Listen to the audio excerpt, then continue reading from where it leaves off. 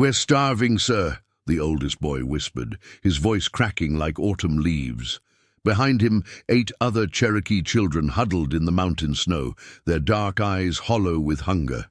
The gruff rancher stared down at them from his porch, weathered hands gripping the rifle that had never failed him. What he said next would either save 9 lives or seal their fate forever. Before we jump back in, tell us where you're tuning in from, and if this story touches you, make sure you're subscribed, because tomorrow I've saved something extra special. For you, the February blizzard had been raging for 3 days when Samuel Bull Mackenzie first heard the scratching at his barn door.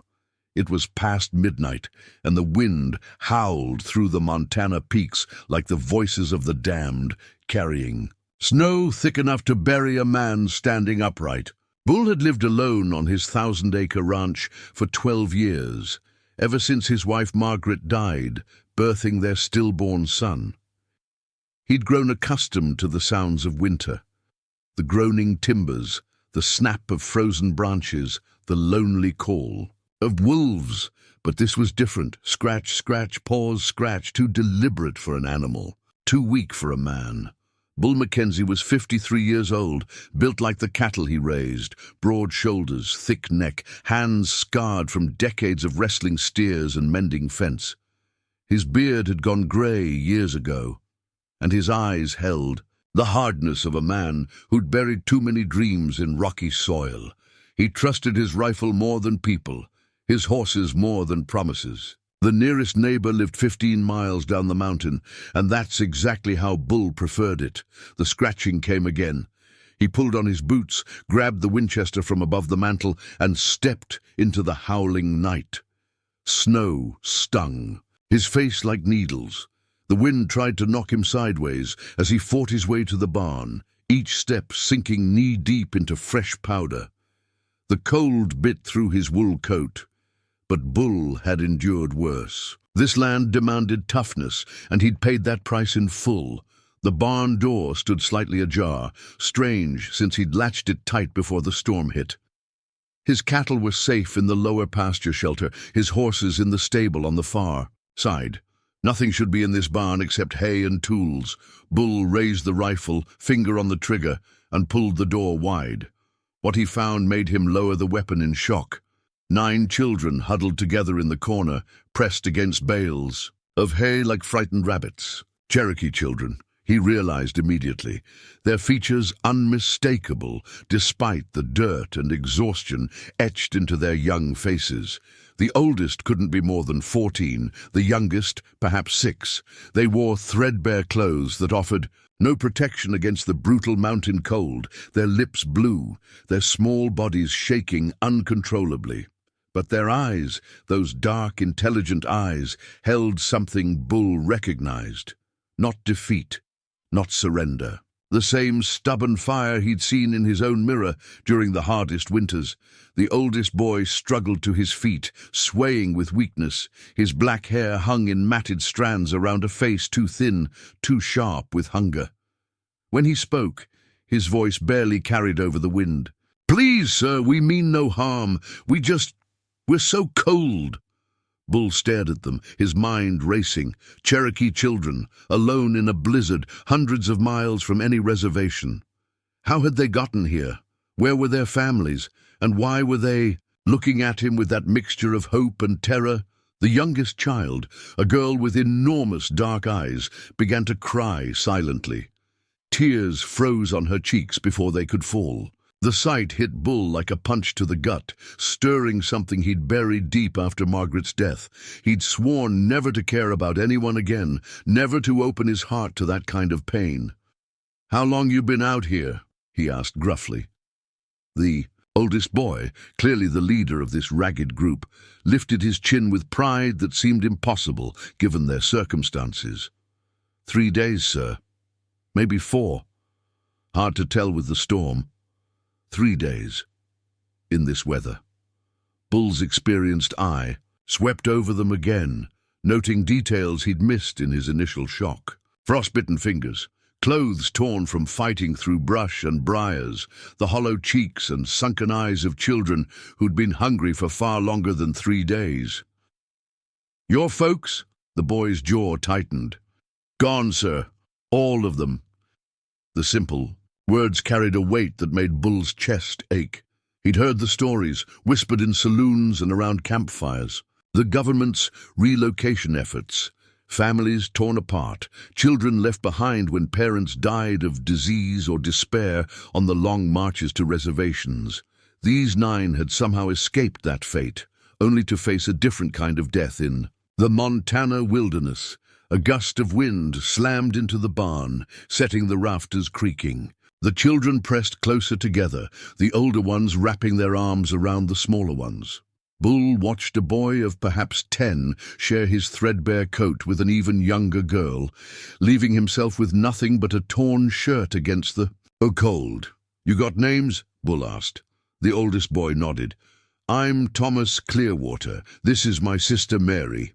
He pointed to a girl of about 12, whose serious face reminded Bull painfully of Margaret at that age.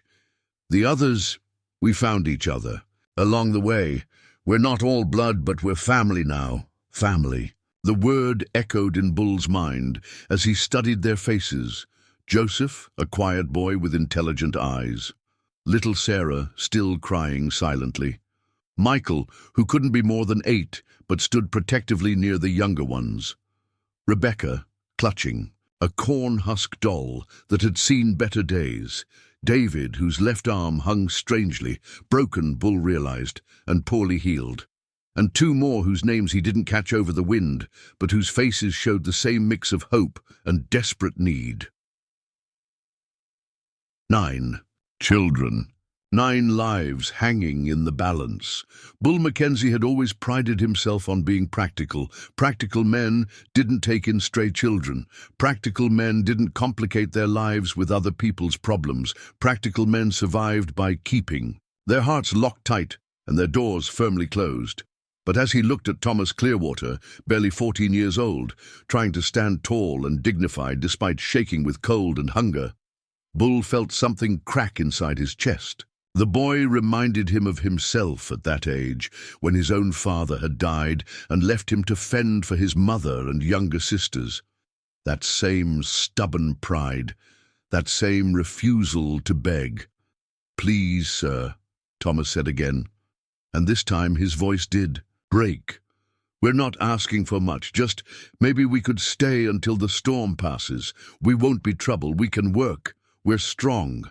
As if to prove his point, Thomas straightened his shoulders, but the effort cost him. Bull watched the boy sway on his feet, watched the younger children look up at their self-appointed leader with absolute trust.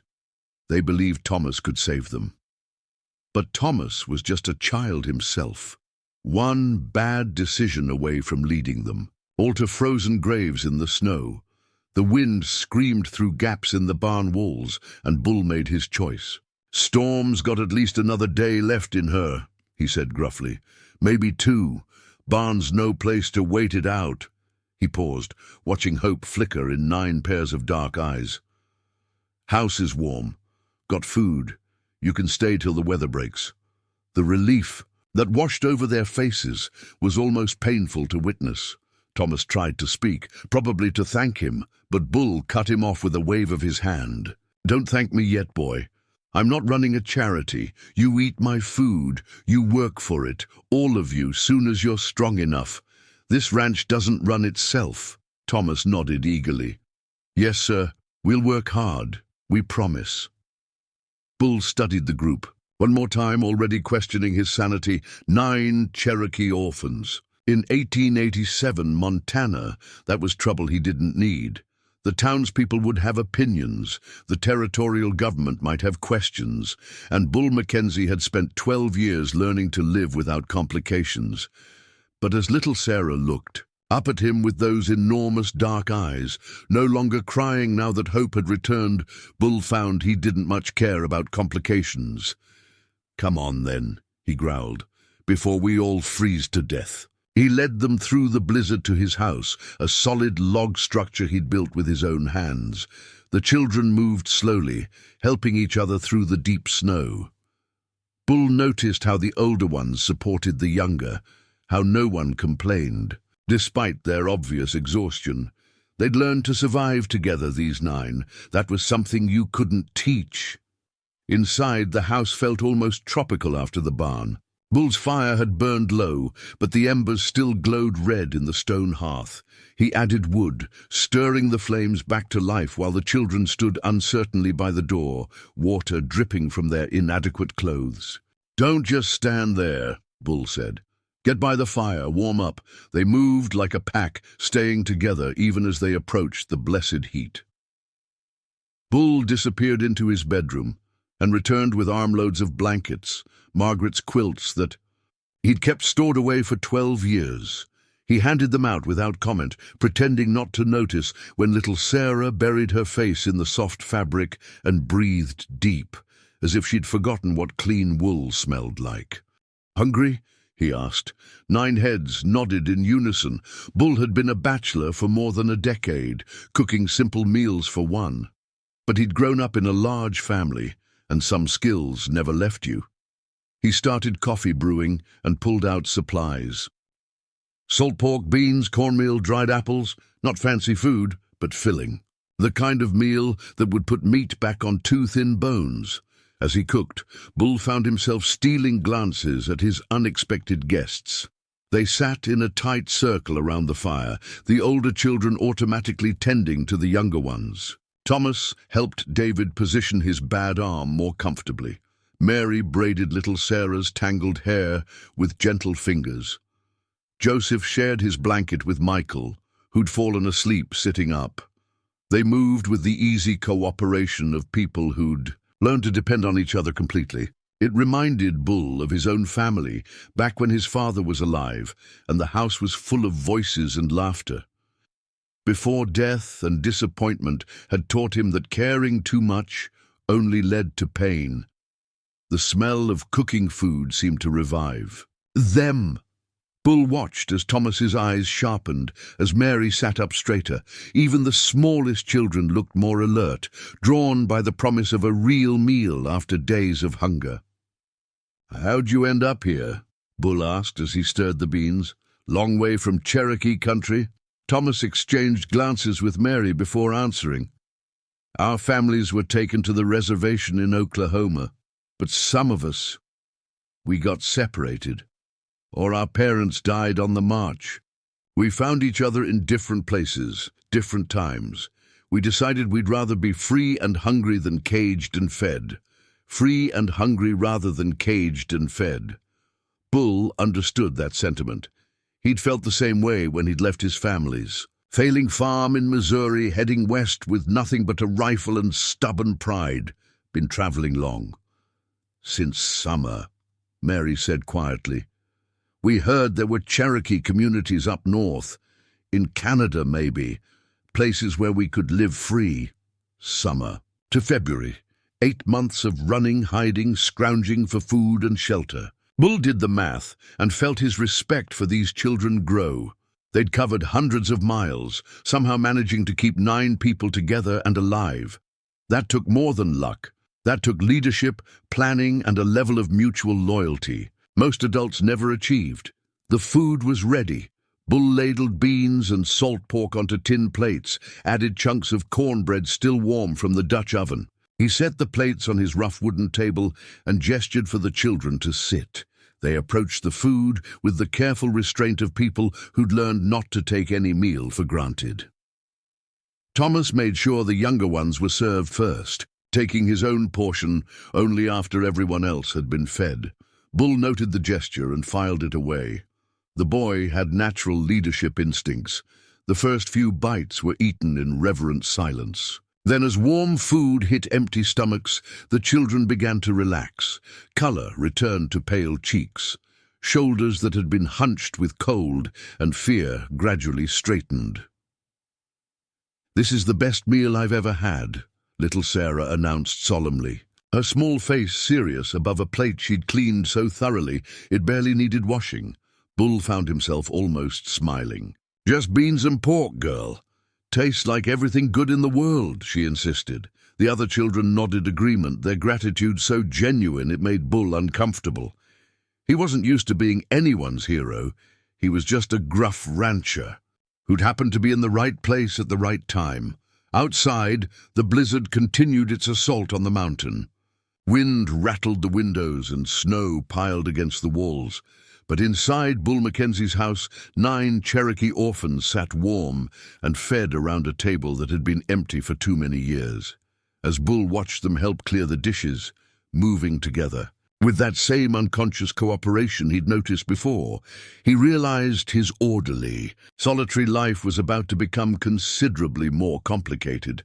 But for the first time in 12 years, the silence in his house didn't feel like loneliness. It felt like a possibility. Preparing and narrating this story took us a lot of time. So if you are enjoying it, subscribe to our channel. It means a lot to us. Now back to the story.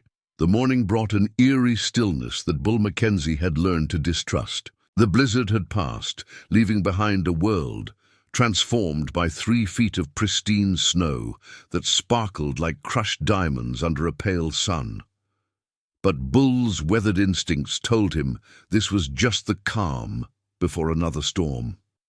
February in the Montana Territory was a fickle beast, capable of turning deadly without warning. He'd slept fitfully on the floor by the hearth, his old bones protesting against the hard wood, but unwilling to take his bed while 9 children crowded into his small cabin. Throughout the night, he'd listened to their breathing, the soft sighs of exhausted sleep, an occasional whimper from little Sarah, the careful movements of Thomas, who seemed to wake every hour to check on the others. Now, as dawn crept through frost-covered windows, Bull studied his unexpected guests. They slept in a pile like puppies, sharing warmth and comfort with the unconscious ease of a real family. Thomas had positioned himself closest to the door. Bull noticed, even in sleep, the boy was protecting the others. The sight stirred something, uncomfortable in Bull's chest. He'd forgotten what it felt like to be responsible for anyone other than himself. Margaret had died 12 years ago, taking with her not just his heart, but his last tie to anything resembling family. He'd convinced himself he preferred the solitude, the simplicity of a life measured in cattle counts and seasonal rhythms. But watching these children sleep peacefully for perhaps the first time in months, Bull found himself remembering why he'd built this house so large. Margaret had dreamed of filling it with children's laughter. Instead, it had echoed with emptiness for over a decade. A soft rustling caught his attention. Thomas was awake, dark eyes alert and cautious as they met Bull's across the room. The boy eased himself away from the sleeping pile with practiced silence, careful not to disturb the others. "Morning, sir," Thomas whispered, his voice respectful but guarded. In daylight, Bull could see the kid more clearly. Tall for his age, with the lean build of someone who'd grown up fast and hard. His face held an intelligence that spoke of good bloodlines and better upbringing before whatever tragedy had stolen his family away. "Name's Bull," he said gruffly. "Don't need to sir me to death." Thomas nodded carefully. "Thank you for last night, Mr. Bull, for the food and shelter. We won't forget your kindness." The formal words made Bull wince. The boy was already preparing to leave, already planning their next move into an unforgiving wilderness. It was exactly what Bull should want. His house back to himself, his life uncomplicated by other people's troubles. Instead, he found himself saying, "Storm's not done. Radio said another front's coming through this afternoon. You'd be fools to head out in this weather." Hope flickered in Thomas's eyes before he carefully suppressed it. "We don't want to impose any longer than necessary. We can make do." "With what?" Bull interrupted. "You got supplies I don't know about? Winter gear? Food for 9 people?" Thomas's jaw tightened with pride. Bull recognized all too well. "We've managed so far." "Barely." Bull softened his tone slightly. "Look, boy, Thomas, you've done something. Remarkable keeping these kids alive this long. But winter in the mountains doesn't care how brave or determined you are. It'll kill you all without a second thought. Before Thomas could respond, little Sarah stirred awake, her enormous dark eyes finding Bull immediately. She smiled, a genuine, trusting expression that hit him like a physical blow. "Morning, Mr. Bull," she said softly. "Is it still snowing?" Snow stopped, sweetheart, but more's coming. The simple endearment slipped out before Bull could stop it. Sarah's smile widened, and she carefully extracted herself from the sleeping pile to pad over to the window. Standing on her tiptoes, she peered out at the transformed landscape. "It's so pretty," she breathed, "like the whole world put on a clean white dress." Bull found himself studying her profile. The delicate features, the way morning light caught the blue-black shine of her hair. She couldn't be more than 6, maybe 7 years old. What kind of monsters let a child that young face the wilderness alone? One by one, the others began to wake. Mary first, her movements graceful and economical as she helped the smaller children orient themselves. Then Joseph, whose quiet intelligence showed in the way he immediately began assessing their situation. Michael and Rebecca next, followed by David, who struggled with his bad arm. The last two, Samuel and Ruth, Bull learned their names now, woke reluctantly, clearly still exhausted despite a full night's sleep. Bull set about making breakfast, acutely aware of 9 pairs of eyes tracking his every movement. The children had arranged themselves in their familiar protective circle, the older ones automatically tending to the younger. It was clear this wasn't just habit. It was survival, instinct honed by months of depending on each other completely. "Anyone know how to cook?" he asked as he measured out cornmeal. "I do," Mary said quietly. "Ma taught me before." She trailed off, pain flickering across her face. "Good. Come here and learn how I like my biscuits made. Rest of you, there's chores need doing." Thomas straightened. "What kind of chores?" "Chickens need feeding and watering. Eggs need collecting. Firewood needs stacking. Storm's coming, which means we need to be ready for it." The casual way Bull said "we" wasn't lost on Thomas. The boy's eyes sharpened with understanding, but he didn't comment. Instead, he simply nodded.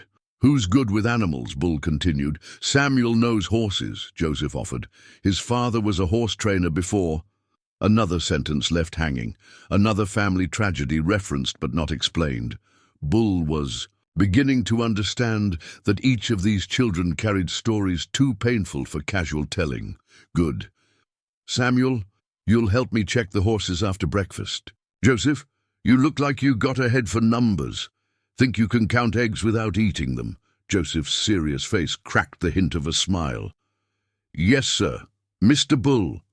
Michael, Rebecca, you're on firewood duty, just the small stuff, kindling and such. David, you supervise with that bad wing of yours. Thomas, you and Mary help with cooking. Ruth, you keep Sarah company and make sure she doesn't wander off." He doled out assignments with the easy authority of a man used to managing people and projects. But Bull noticed something interesting. The children responded not with resentment or reluctance, but with visible relief. They'd been making their own decisions for months, carrying responsibilities too heavy for their young shoulders. Having an adult take charge, even temporarily, was clearly a gift. Breakfast was a revelation. Mary proved to be an excellent cook, her small hands working the biscuit dough with practiced skill. But more than that, the simple act of cooking together seemed to unlock something in the group. Conversation flowed more freely. Samuel talked about his father's horses with obvious pride. Rebecca shared that her corn-husk doll had been made by her grandmother. Even quiet David opened up enough to explain how he'd learned to whittle one-handed during his recovery. Bull found himself drawn into their easy camaraderie, despite his usual reserve. When little Sarah asked if he had any children, he answered, honestly, that he'd lost his wife and baby years ago and had lived alone ever since. "That must be very lonely," Sarah said, with the devastating honesty of a child. "Sometimes," Bull admitted, surprised by his own truthfulness. "We were lonely too before we found each other," she continued. "But now we're a family. Maybe you could be part of our family too?" The suggestion hung in the air like morning mist. Bull felt 8 pairs of eyes studying his reaction, gauging his response to this artless invitation from their youngest member. "Families are complicated, little one," he said finally. "Only if you make them complicated," Sarah replied, with a wisdom that seemed far beyond her years. After breakfast, Bull led them outside to begin the day's work. The children attacked their assigned tasks with an enthusiasm that impressed him. These weren't pampered kids who'd been waited on. They knew how to work, and they took pride in doing jobs well. Samuel proved to have an almost mystical connection with horses. Bull's 2 geldings, normally standoffish with strangers, gentled, immediately under the boy's touch. Within minutes, Samuel was grooming them with expert strokes while maintaining a steady stream of soft conversation in Cherokee. "Your pa teach you that?" Bull asked. Samuel's face clouded. "Yes, sir. He said horses understand hearts better than words. Language doesn't matter to them, only truth." The boy couldn't be more than 11, but he moved around the horses with the confidence of someone twice his age. Bull made a mental note. If these children stayed, and that was becoming a bigger if by the hour, Samuel could be invaluable with the livestock. Meanwhile, Joseph was proving himself in the chicken coop. Bull watched through the barn doorway. As the quiet boy methodically collected eggs, his movements calm and sure. The chickens, notoriously skittish around strangers, seemed to accept him without fuss.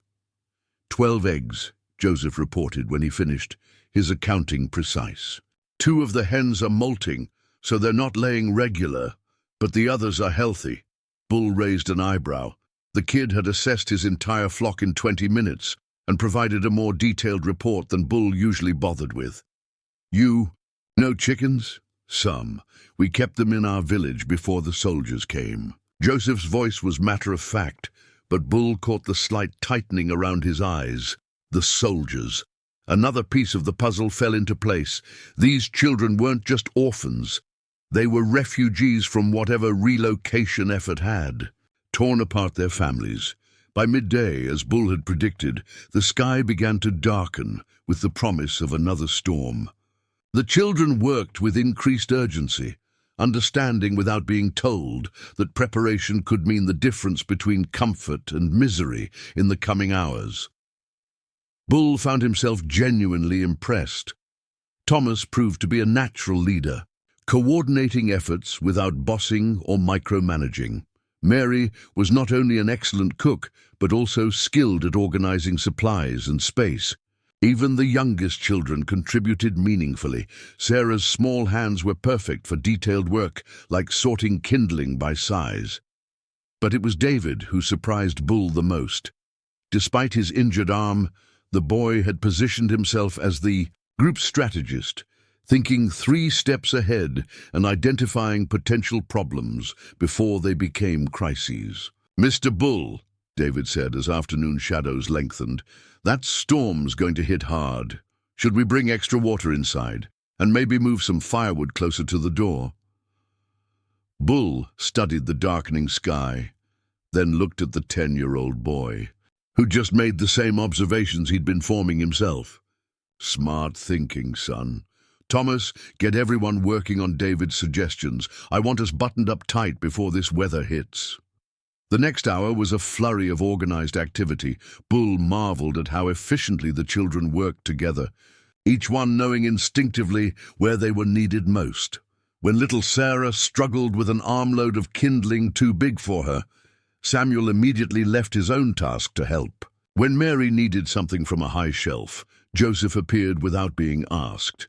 They moved like a unit that had been together for years, not months. Bull began to understand that what he was witnessing wasn't just cooperation. It was love. These 9 children had chosen to become a family, and they protected that bond with fierce dedication.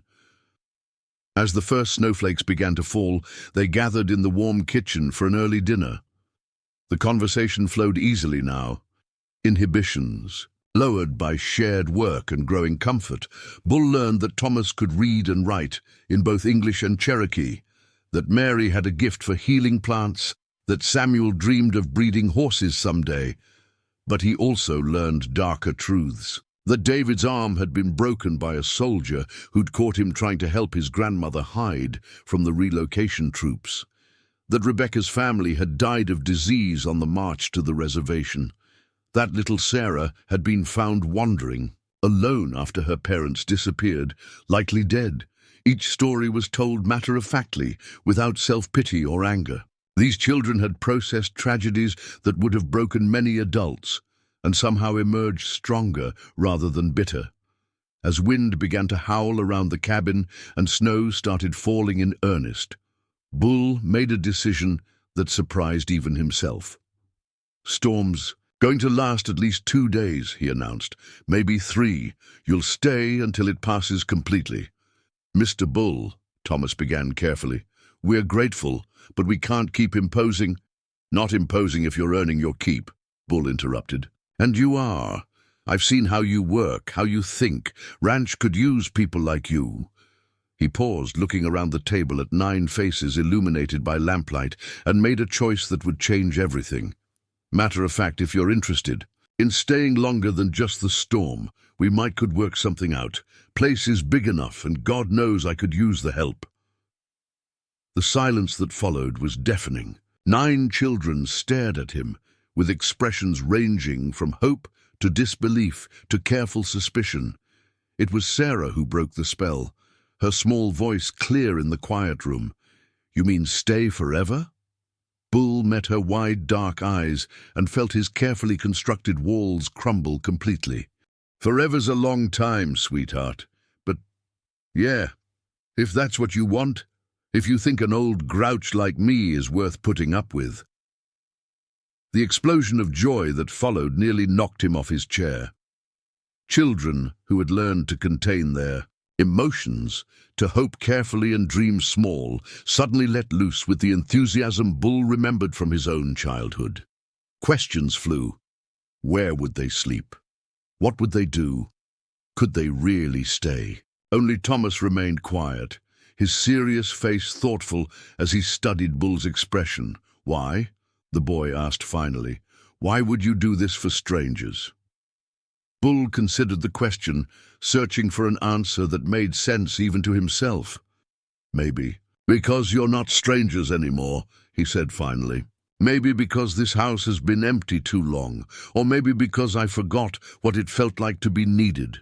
He looked around the table one more time, at faces bright with hope and possibility, but mostly because you've already proven you're family to each other, and family takes care of family. Outside, the second storm of the week began its assault on the mountain. But inside Bull Mackenzie's house, 9 Cherokee orphans had found something they'd almost given up believing in. They'd found home. 3 weeks had passed since Bull Mackenzie's life changed forever, and the rhythm of 10 people living under one roof had begun to feel almost natural. Almost. The children had settled into their new reality with the adaptability of youth, but Bull caught glimpses of watchfulness in their eyes, the wariness of people who'd learned that safety could be snatched away without warning. The morning started like any other, with the sound of quiet voices and busy feet as the children went about their established routines. Mary had breakfast on the table before Bull finished his first cup of coffee. Samuel was already in the barn, talking to the horses in that soft Cherokee that seemed to calm them better than any words Bull had ever spoken. Thomas split firewood with the steady rhythm of someone twice his age, while Joseph organized the egg collection with mathematical precision. Bull had never imagined how much life 9 children could breathe into a place. His cabin, once tomb quiet, now hummed with purpose and energy. Laughter echoed from unexpected corners. Small hands straightened his shelves and mended his clothes. Even his meals had improved dramatically under Mary's careful instruction, but today felt different. Bull sensed it first in the way Thomas kept glancing toward the main trail, his movements just a fraction too quick, too alert. The boy had developed an almost supernatural ability to read trouble on the wind, a skill that had probably kept them all alive during their months of wandering. "Something's got you spooked," Bull observed, as Thomas paused in his wood-splitting to scan the horizon. Yet again, Thomas lowered the axe, his dark eyes troubled. "Maybe nothing, but Samuel's horse has been restless since dawn. And the chickens—" He gestured toward the coop, where Joseph was having unusual difficulty with birds that had become accustomed to his gentle handling. Bull trusted the boy's instincts. In 3 weeks, Thomas had proven himself unnaturally perceptive about potential dangers. If he sensed something wrong, Bull would be a fool to ignore it. The answer came 2 hours later in the form of dust clouds rising from the valley trail. 3 riders, moving with the purposeful pace of men on official business. Bull's stomach tightened as he recognized the lead horse, a big bay gelding that belonged to Marshal Wade Harrison from Copper Falls. "Thomas," Bull called quietly. The boy appeared instantly, as if he'd been waiting for the summons. "Take the others into the back room. Stay quiet until I say otherwise." Understanding flashed in Thomas's eyes. Without argument or explanation, he began gathering the other children with subtle gestures and meaningful looks. Within minutes, the main room had emptied, leaving only Bull to face whatever was coming up his trail. Marshal Harrison was a fair man, but he was also a man who followed the law as it was written, not as it might be interpreted by bleeding hearts. Behind him rode Deputy Collins, young and eager to prove himself, and a third man Bull didn't recognize, someone whose expensive clothes and soft hands marked him as government, not local law. "Bull," Marshal Harrison tipped his hat as the 3 men dismounted.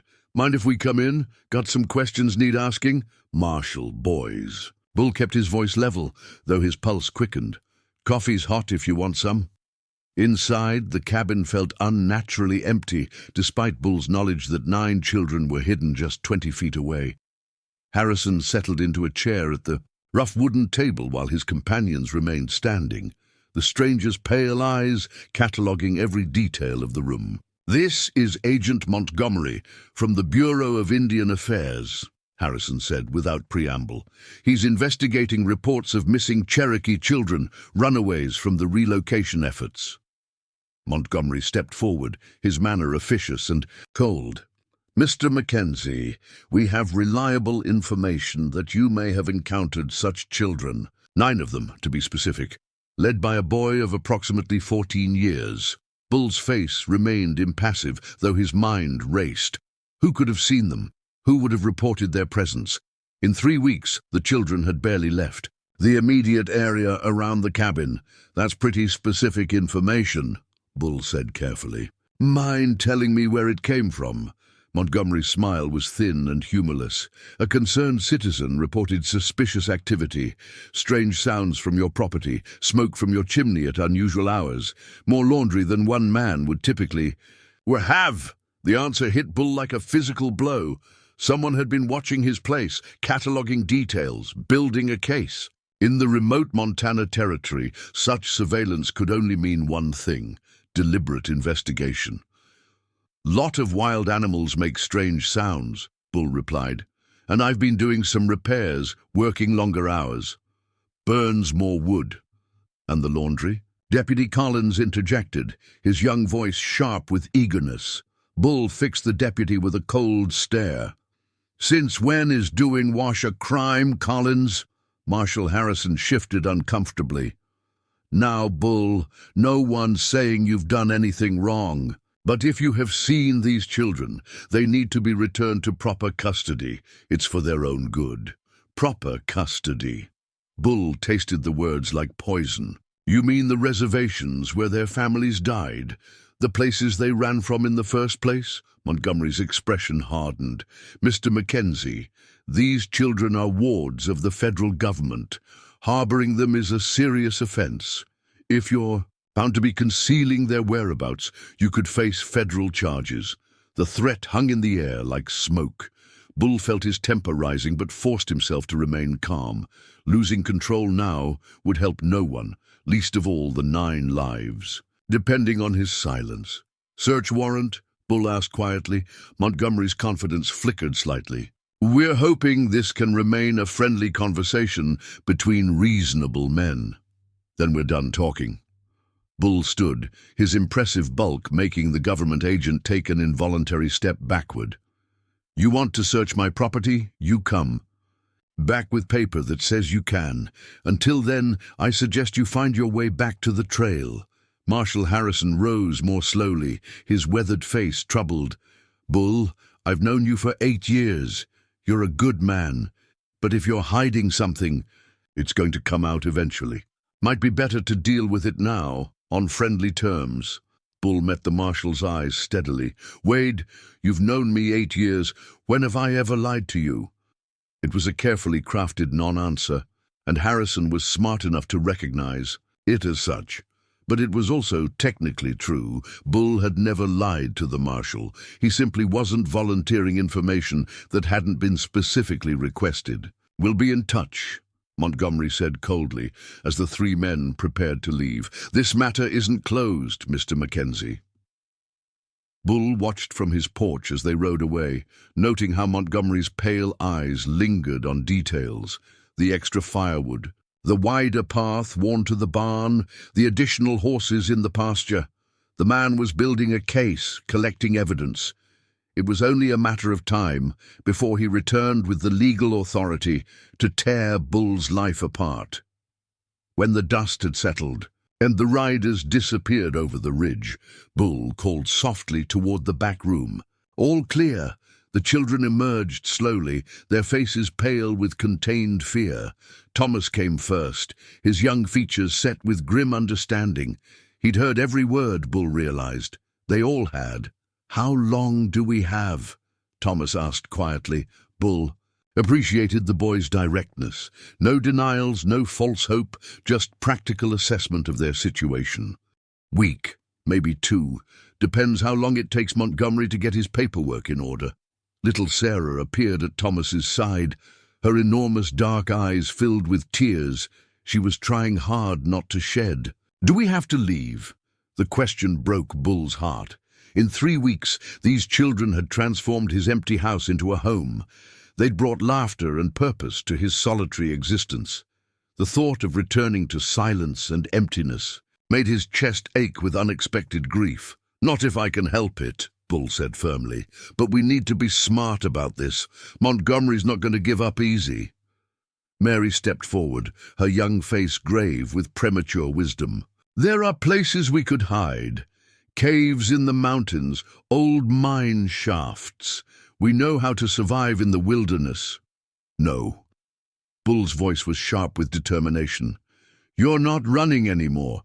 This is your home now, and I'll be damned if some government fool is going to drive you away from it. But if they come back with papers," David began, his quiet voice heavy with concern. "Then we'll deal with that when it happens," Bull interrupted.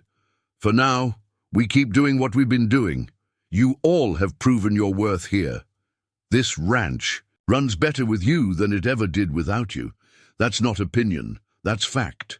Bull looked around at the 9 faces watching him with desperate hope. Montgomery thinks he's dealing with some soft-hearted rancher who took in strays out of misguided charity. He's about to learn different. Over the next several days, Bull threw himself into preparation with the same methodical determination that had built his ranch from nothing. If Montgomery wanted a fight, he'd get one, but it would be fought on Bull's terms, with Bull's weapons. The first weapon was legitimacy. Bull rode into Copper Falls and spent 3 hours with lawyer Edmund Hartwell, a sharp-eyed man who specialized in territorial law. They discussed adoption procedures, employment contracts, and the legal rights of landowners versus federal agents. "Complicated situation," Hartwell admitted as he reviewed Bull's hastily drafted papers. "But not impossible." If these children were indeed abandoned by their families during relocation, and if they've been living independently for months, a case could be made that federal custody is no longer appropriate. What kind of case? Emancipation. If they can prove they're capable of supporting themselves, the court might recognize them as independent individuals rather than wards of the state. Your employment of them could be seen as evidence of their self-sufficiency. Bull felt a spark of hope. What would that take? Documentation, proof of their ages, their circumstances, their ability to work and contribute, testimonials from respected members of the community. Hartwell's smile was grim, and a judge willing to interpret the law creatively. The second weapon was community support. Bull had always been a solitary man, but he'd earned respect through years of fair dealing and hard work. Now he called in every favor, visited every neighbor, and spoke plainly about his situation to anyone who would listen. The response surprised him. Mrs. Patterson, who ran the general store, immediately offered to provide written testimony about the children's good behavior during their weekly supply runs. Dr. Brennan, who treated David's arm, praised their intelligence and maturity. Even crusty old Pete Morrison, who usually suspected any government involvement on principle, volunteered to stand up in court if needed.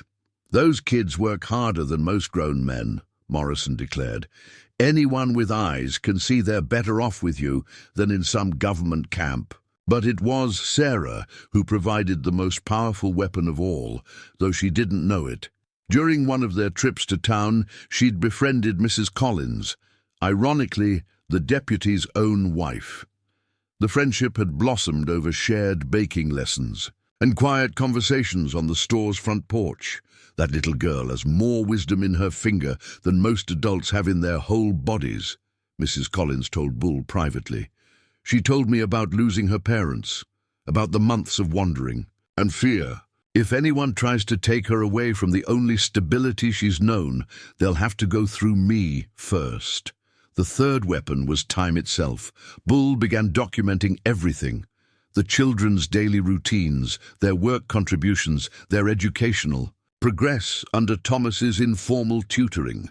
He photographed the improvements they'd made to the ranch, the repairs they'd completed, the systems they'd organized. Most importantly, he documented their happiness. In 3 weeks, he'd watched 9 traumatized children begin to heal. They laughed more easily now, spoke more freely, showed the natural curiosity and playfulness that should define childhood. Sarah had gained weight, her cheeks filling out.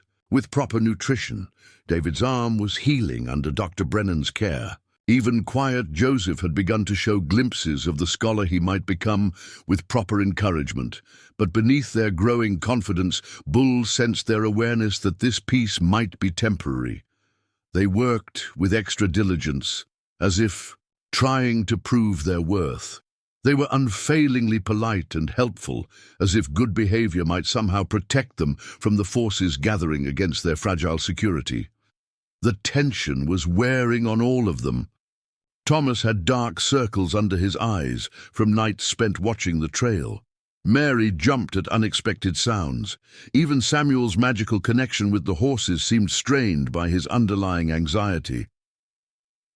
On the 10th day after Montgomery's visit, the breaking point came from an unexpected source. Ruth, the quietest of the children, had been gathering eggs when she spotted riders approaching from the east. Not the main trail, but the back route that led to the mining camps. She ran to the house with tears streaming down her face, gasping out her report between sobs. "Men coming! Men with ropes and guns!" Bull grabbed his rifle and moved to the window. Sure enough, 6 riders were approaching from the back trail, not law enforcement this time, but bounty hunters. Men who made their living capturing runaway slaves, deserting soldiers, and apparently Cherokee children. "Everyone into the root cellar," Bull commanded. "Now." But Thomas stepped forward, his young face set with determination. "No more running, no more hiding. We stand together or not at all. The other children moved to flank him, forming a protective line around the younger ones. Even little Sarah lifted her chin defiantly, her small hand gripping Rebecca's corn-husk doll like a weapon. Bull looked at them, 9 children who'd chosen courage over safety, loyalty over survival, and felt his heart swell with fierce pride. "All right then," he said quietly, checking his rifle. "We stand together." The riders were getting closer, and Bull could see their faces now, hard men with cold eyes and ready weapons.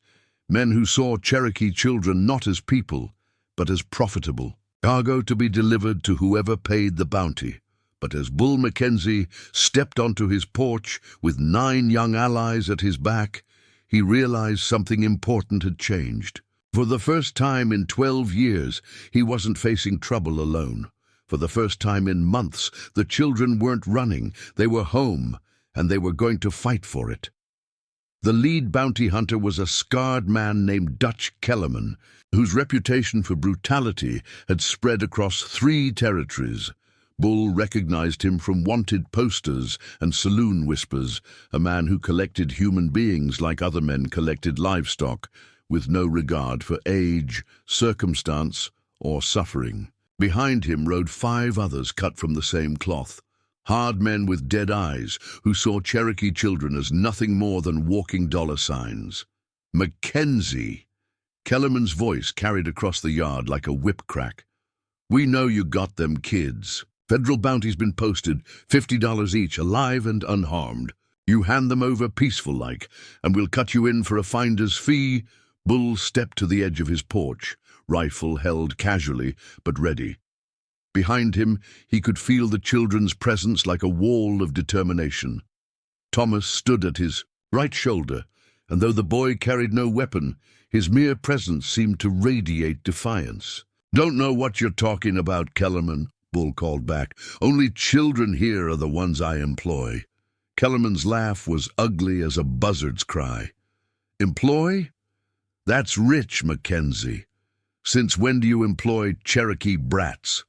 "Since you proved they could work harder than most men I've hired," Bull replied evenly. "Got the paperwork to prove it too, legal employment contracts, signed and witnessed." It was a bluff. Hartwell was still preparing the documents, but Bull delivered it with the confidence of a man holding 4 aces. Kellerman's eyes narrowed with suspicion, but uncertainty flickered beneath his bravado. "Papers don't mean nothing. When it comes to federal warrants," one of the other bounty hunters called out, a weasel-faced man with nervous hands. "Government wants them kids. Government gets them kids." "Government can ask proper," Bull said. "With proper warrants, through proper channels. You boys aren't law. You're just hired thugs looking to collect blood money." The insult hit home. Kellerman's face darkened and his hand drifted toward the pistol at his hip. The other riders shifted restlessly, sensing violence gathering like storm clouds. But before anyone could draw, an unexpected voice cut through the tension. "Mr. Kellerman." Thomas stepped forward, moving with the same calm dignity that had impressed Bull from their first meeting. "I remember you." Kellerman's eyes snapped to the boy, and something like recognition flickered there. "Well, well, little Thomas Clearwater. Heard you been leading these runts on quite a chase." "You were at Sand Creek," Thomas continued, his young voice steady despite the weight of accusation in his words. "With Colonel Morrison's unit, you helped round up families for the march to Oklahoma." The words hung in the air like smoke from a funeral pyre. Bull felt his blood chill as understanding dawned. Sand Creek, the massacre that had horrified even hardened frontiersmen. If Kellerman had been there— "Ancient history, boy," Kellerman snarled, but Bull caught the defensive note in his voice. "War's over. Time to move on. War." Thomas's voice, sharpened with anger he'd kept carefully controlled until now. "You call murdering women and children war? You call what you did to my grandmother war?" Behind Thomas, Bull heard Mary's sharp intake of breath. Little Sarah whimpered softly, and he realized that these children hadn't just lost their families to disease or relocation. They'd lost them to violence, to men like Kellerman. Your grandmother should have stayed where she belonged, Kellerman snapped, instead of filling young heads with rebellion and foolishness. The casual cruelty of the words broke something in Bull's chest. He'd heard whispers about Sand Creek, about the atrocities committed in the name of civilization, but seeing the impact of those horrors reflected in the faces of 9 traumatized children made it real in a way that newspaper accounts never could. "That's enough," Bull said, his voice carrying the cold authority of a man who'd reached his limit. "You're not welcome on my land, Kellerman. Time to ride on." "Not without our cargo," the weasel-faced bounty hunter insisted. $50 each. Mackenzie, that's good money, more than you'll make off their labor in a year." "Labor?" Bull's laugh was harsh as winter wind. "You think this is about money?" He gestured toward the children behind him, and for the first time he truly saw them, as Kellerman must, not as workers or charity cases, but as his family, his responsibility, his to protect. "These children have made this place their home," Bull continued. "They've earned their place here through honest work and decent behavior. Any man who tries to take them will have to go through me first." "1 man against 6? Kellerman's confidence was returning. "Those are poor odds, Mackenzie, even for a stubborn fool like you. Who says he's alone?" The new voice came from the ridge behind the cabin, where a lone horseman sat silhouetted against the afternoon sky. Bull's heart leapt as he recognized the voice. Pete Morrison, the crusty old rancher who'd volunteered to stand up in court. But Morrison wasn't alone. As Bull watched, more riders appeared along the ridge. Neighbors, townspeople, men who'd listened to Bull's story and decided to take a stand. Dr. Brennan sat his horse with the awkward grace of a man more comfortable with stethoscopes than saddles. Store owner Patterson gripped a shotgun with determined hands. Even young Billy Harper, barely 18 but already earning a reputation as a crack shot, had come to lend his rifle to the cause. 12 against 6 now," Morrison called down to Kellerman. "Still like those odds?" Kellerman's face went pale as he counted the guns arrayed against him. These weren't soft townspeople or frightened civilians.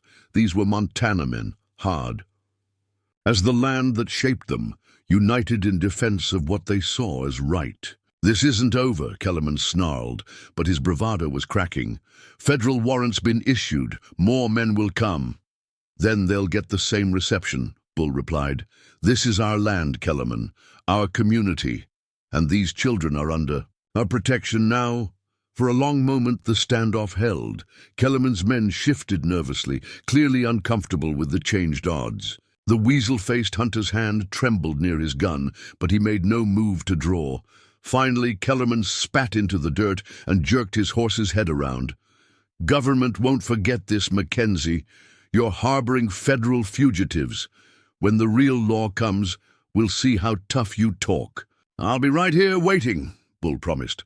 The bounty hunters wheeled their horses and rode hard for the back trail, their retreat marked by dust clouds and muffled curses. Bull watched until they disappeared over the ridge, then turned to face his unexpected allies. Morrison was the first to ride down, his weathered face creased with a grin. "Figured you could use some company today." "How did you know?" Bull asked, genuinely amazed by the timing. "Ruth saw them coming and ran straight to my place before heading here," Dr. Brennan explained as he dismounted with careful dignity. "Smart girl. We spread the word fast as we could." Bull looked at little Ruth, whose quick thinking had probably saved all their lives.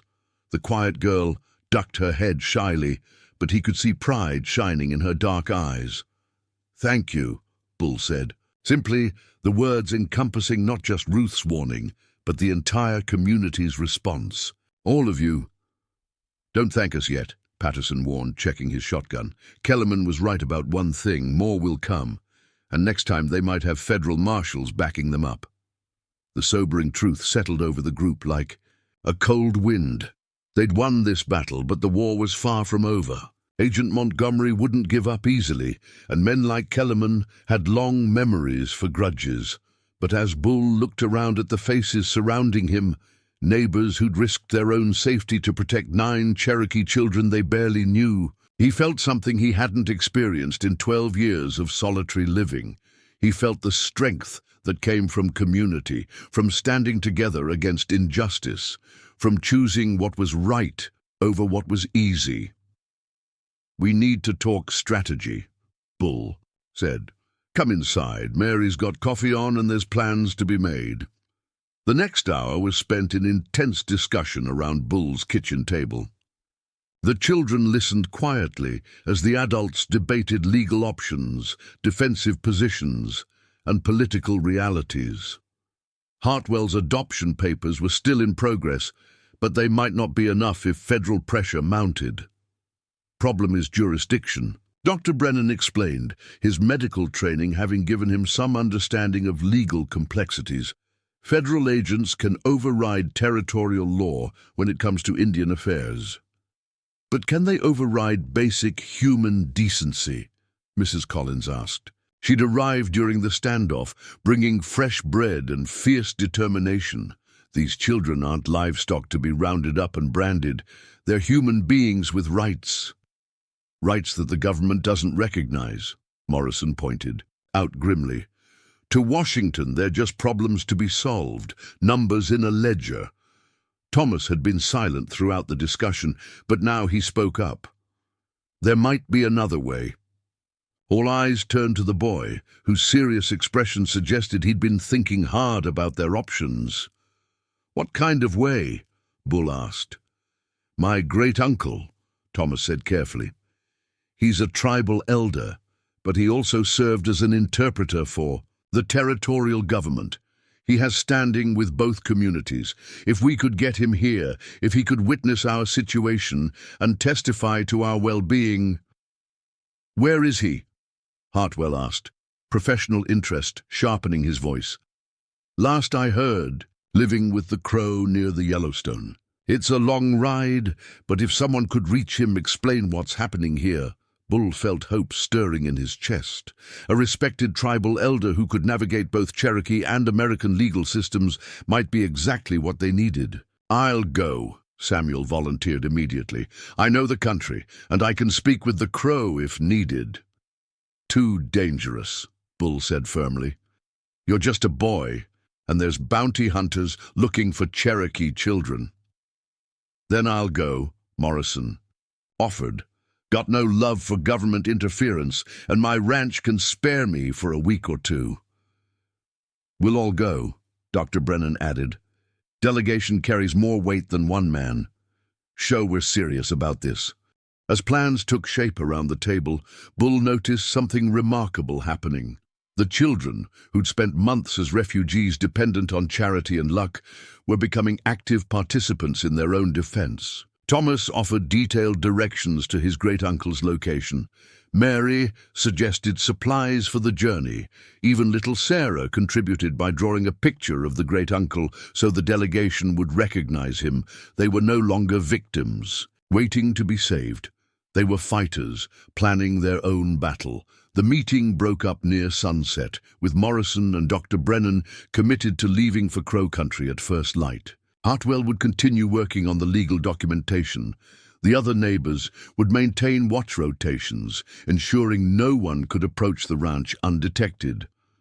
As the last visitor rode away, Bull found himself alone with his 9 charges. For the first time since the crisis began, the children gathered around the kitchen table, their faces illuminated by lamplight and marked by the day's emotional toll. "Are we going to be all right?" little Sarah asked, voicing the question that haunted all their thoughts. Bull looked around the table at faces that had become as familiar as his own reflection. Thomas, with his premature wisdom and natural leadership. Mary, whose gentle strength held them all together. Samuel, whose gift with animals bordered on mystical. Joseph, whose quiet intelligence saw everything and missed nothing. David, whose courage shone despite his physical limitations. Rebecca, who found joy in small things even amid uncertainty. Ruth, whose quick thinking had saved them all. Michael, whose infectious laughter had brought light to Bull's dark house, and Sarah, whose innocent trust had started the transformation of a bitter old rancher into something resembling a father. "I don't know what's going to happen," Bull said, honestly, "but I know this. Whatever comes, we face it together. You're not orphans anymore. You're not refugees or fugitives or wards of anyone." He paused, feeling the weight of words that would change everything. "You're my family, and I don't give up family. Not ever." The silence that followed was filled with something more powerful than words. 9 children who'd lost everything looked at a man who'd found everything, and in that moment, they all understood that whatever battles lay ahead, they would not fight them alone. Outside, Montana stars blazed cold and distant in the winter sky. But inside Bull Mackenzie's house, warmth blazed brighter than any star, the warmth of belonging, of being claimed and cherished and defended. Tomorrow would bring new challenges. Agent Montgomery would return with reinforcements, more bounty. Hunters might follow Kellerman's trail. Legal battles would be fought in courtrooms, and political pressure would mount from Washington. But tonight, 10 people who'd chosen to be family sat together around a kitchen table, planning not just survival, but victory. Because some fights were worth having, no matter the odds, and some families were worth everything. The telegram arrived 5 days after Morrison and Dr. Brennan had departed for Crow Country, carried by a breathless rider who'd pushed his horse hard from Copper Falls. Bull's hands trembled slightly as he unfolded the yellow paper, aware that 9 pairs of eyes were watching, his every expression for signs of hope or despair. "Found him. Stop coming with us. Stop expect arrival. Tomorrow evening, stop prepare for company. Stop Morrison." Relief flooded through Bull like cool water after drought. Thomas's great-uncle was real, willing to help, and already en route. But the Yuga message also carried an undertone of urgency that made Bull's stomach tighten. "Prepare for company" suggested they weren't traveling alone. "Is it good news?" Sarah asked, her small voice tight with anxiety. The past week had been hard on all of them, especially the youngest children, who struggled to understand why their newfound safety was under constant threat. "Good news," Bull confirmed, managing a smile that felt more genuine than any he'd worn in days. "Your great-uncle is coming, Thomas." Morrison found him. The transformation in Thomas was immediate and profound. The boy's shoulders straightened, and for the first time since Kellerman's visit, the constant wariness left his dark eyes. "Uncle Joseph Iron Bear," he whispered, as if speaking the name aloud might make it less real. "I haven't seen him since I was 10 years old."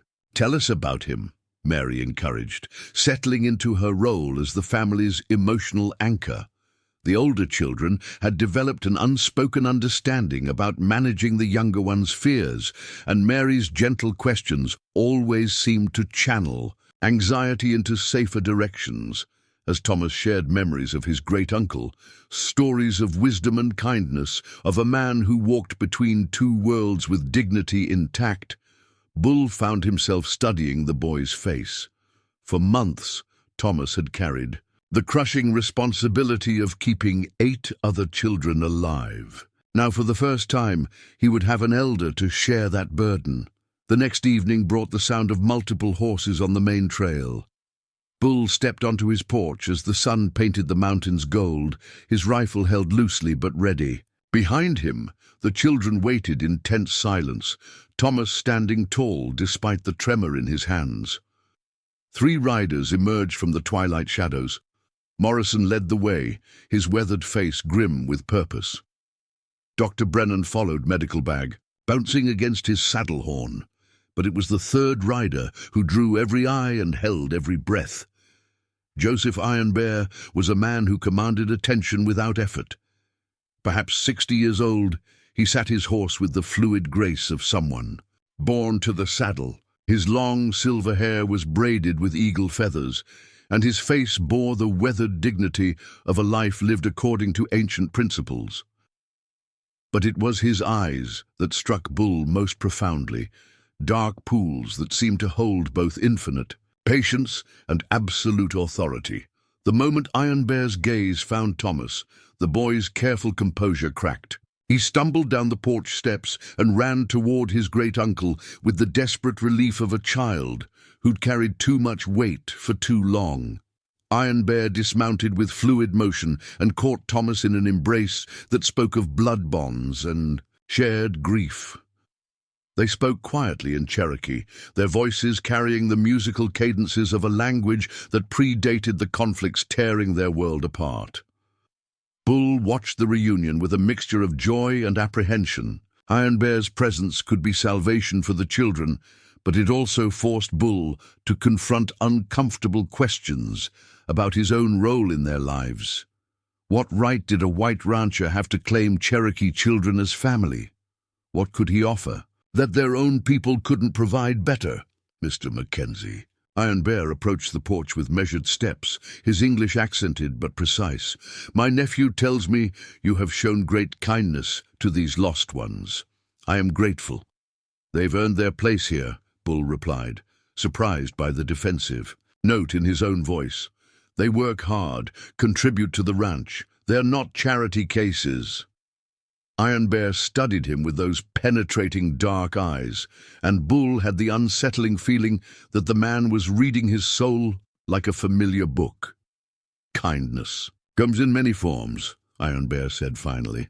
Sometimes it looks like charity, sometimes like opportunity, sometimes like the courage to stand against injustice. Before Bull could respond, Iron Bear turned toward the children who'd gathered on the porch.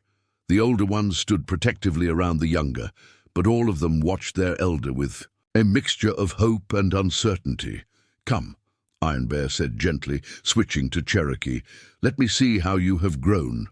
What followed was a series of individual conversations that Bull couldn't understand linguistically, but felt emotionally. Iron Bear spoke with each child, learning their stories, assessing their health and spirits.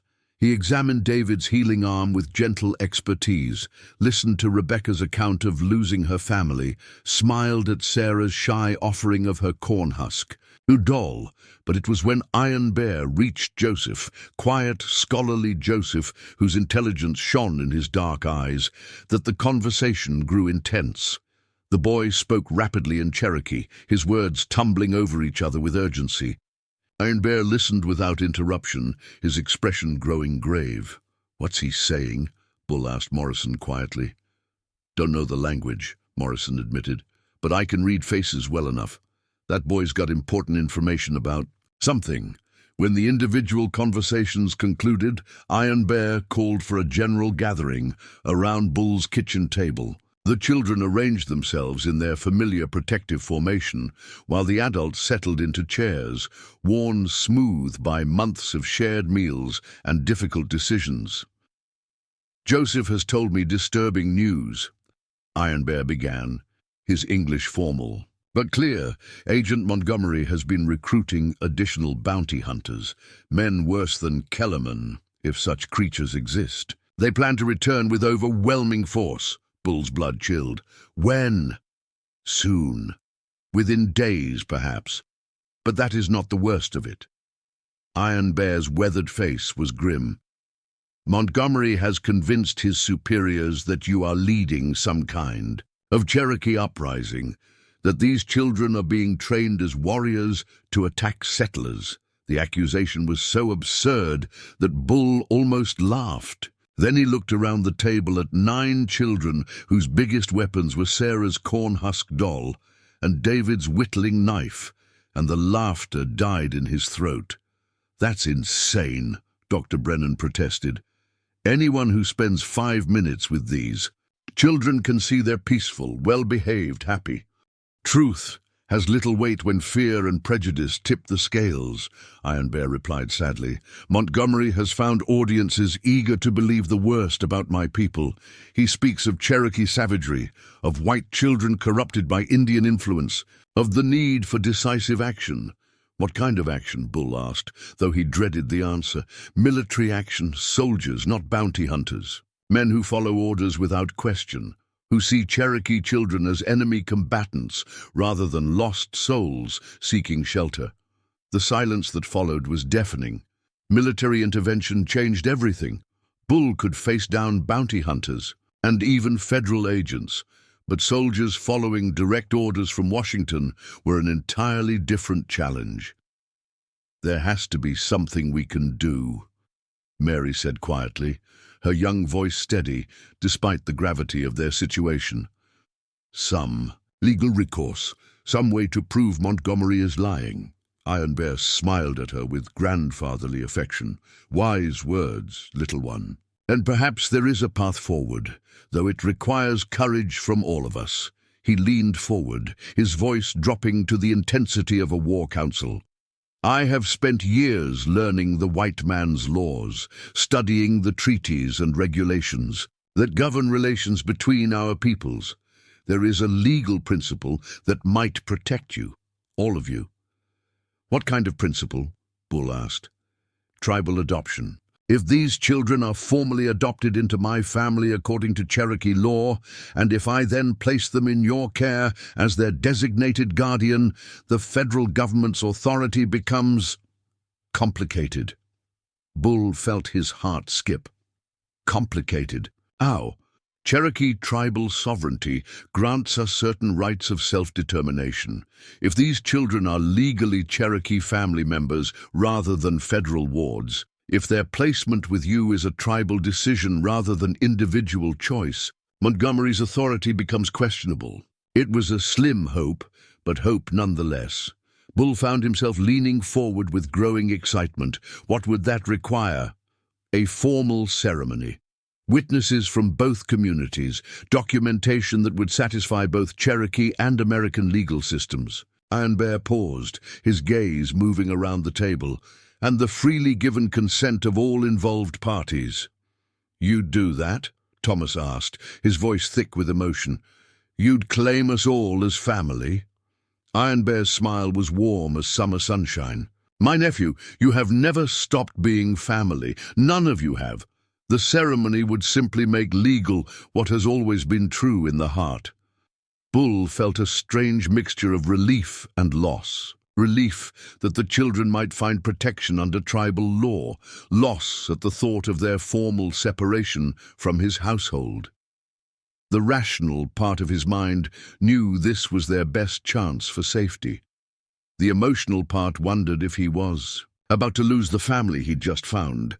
As if reading his thoughts, Iron Bear turned to Bull with knowing eyes. "Mr. Mackenzie, there is another element to this plan. As I said, I am too old to properly care for 9 energetic children. I would need to designate a guardian, someone I trust completely with their welfare." Understanding dawned slowly. "You I mean that if you are willing, you would become their legal guardian under Cherokee law. Not as a white rancher who took in strays, but as a man chosen by their family to protect and guide them. The federal government would find it much harder to challenge a tribal elder's decision about family placement." Bull stared at Iron Bear, hardly daring to believe what he was hearing. Legal guardianship. Official recognition of the bonds that had already formed. Protection under laws older than the United States itself. "What about the community?" Dr. Brennan asked practically. "Would this protect Bull from federal charges?" "If properly documented, yes. Tribal sovereignty is recognized by federal law, even if reluctantly. Montgomery would have to prove that Cherokee tribal decisions are invalid, which would require challenging centuries of established legal precedent. But first," Morrison pointed out grimly, "we have to survive long enough to make it legal. If soldiers come before the ceremony, then we ensure the ceremony happens quickly," Iron Bear said firmly. "Tomorrow night, if possible. I have already sent word to other elders in the region. They will come to witness and legitimize the proceedings." The next 24 hours passed in a blur of preparation. Iron Bear worked with Thomas and Mary to gather the materials needed for the ceremony. Specific herbs, sacred objects, traditional foods, Bull and the other men prepared defensive positions around the ranch, though they all hoped the legal protection would make physical defense unnecessary.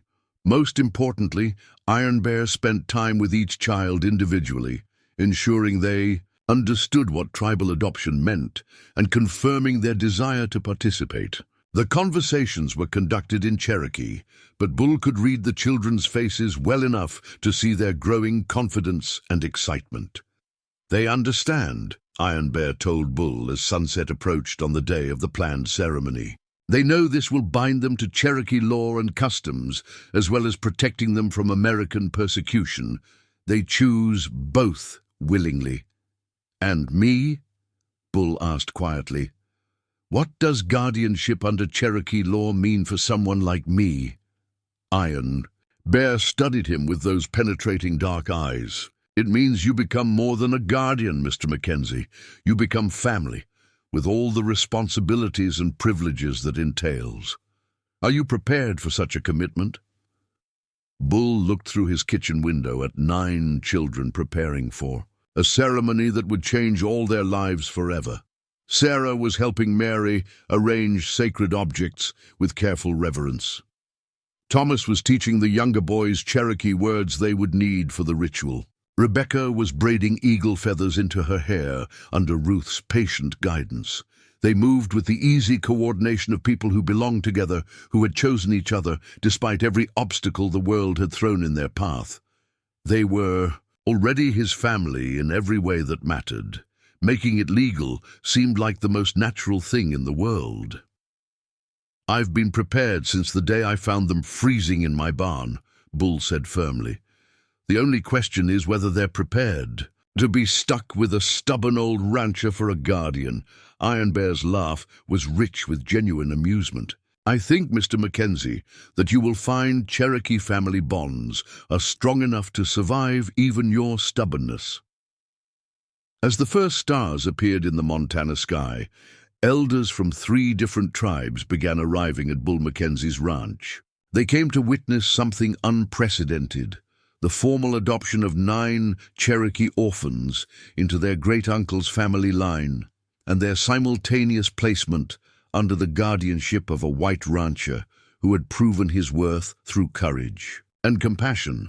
But they also came to make a statement that would echo through territorial courtrooms and federal offices: that Cherokee people had the right to determine their own family structures, their own children's placements, their own definitions of home and belonging.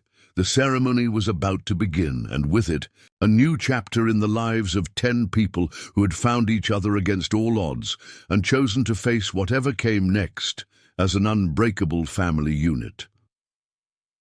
The ceremony began at sunset, as ancient tradition demanded. 7 tribal elders had gathered in Bull Mackenzie's modest cabin, transforming the simple ranch house into something sacred. Elder Anna Crow Feather from the Blackfoot Nation sat beside Elder Robert Standing Wolf from the Crow.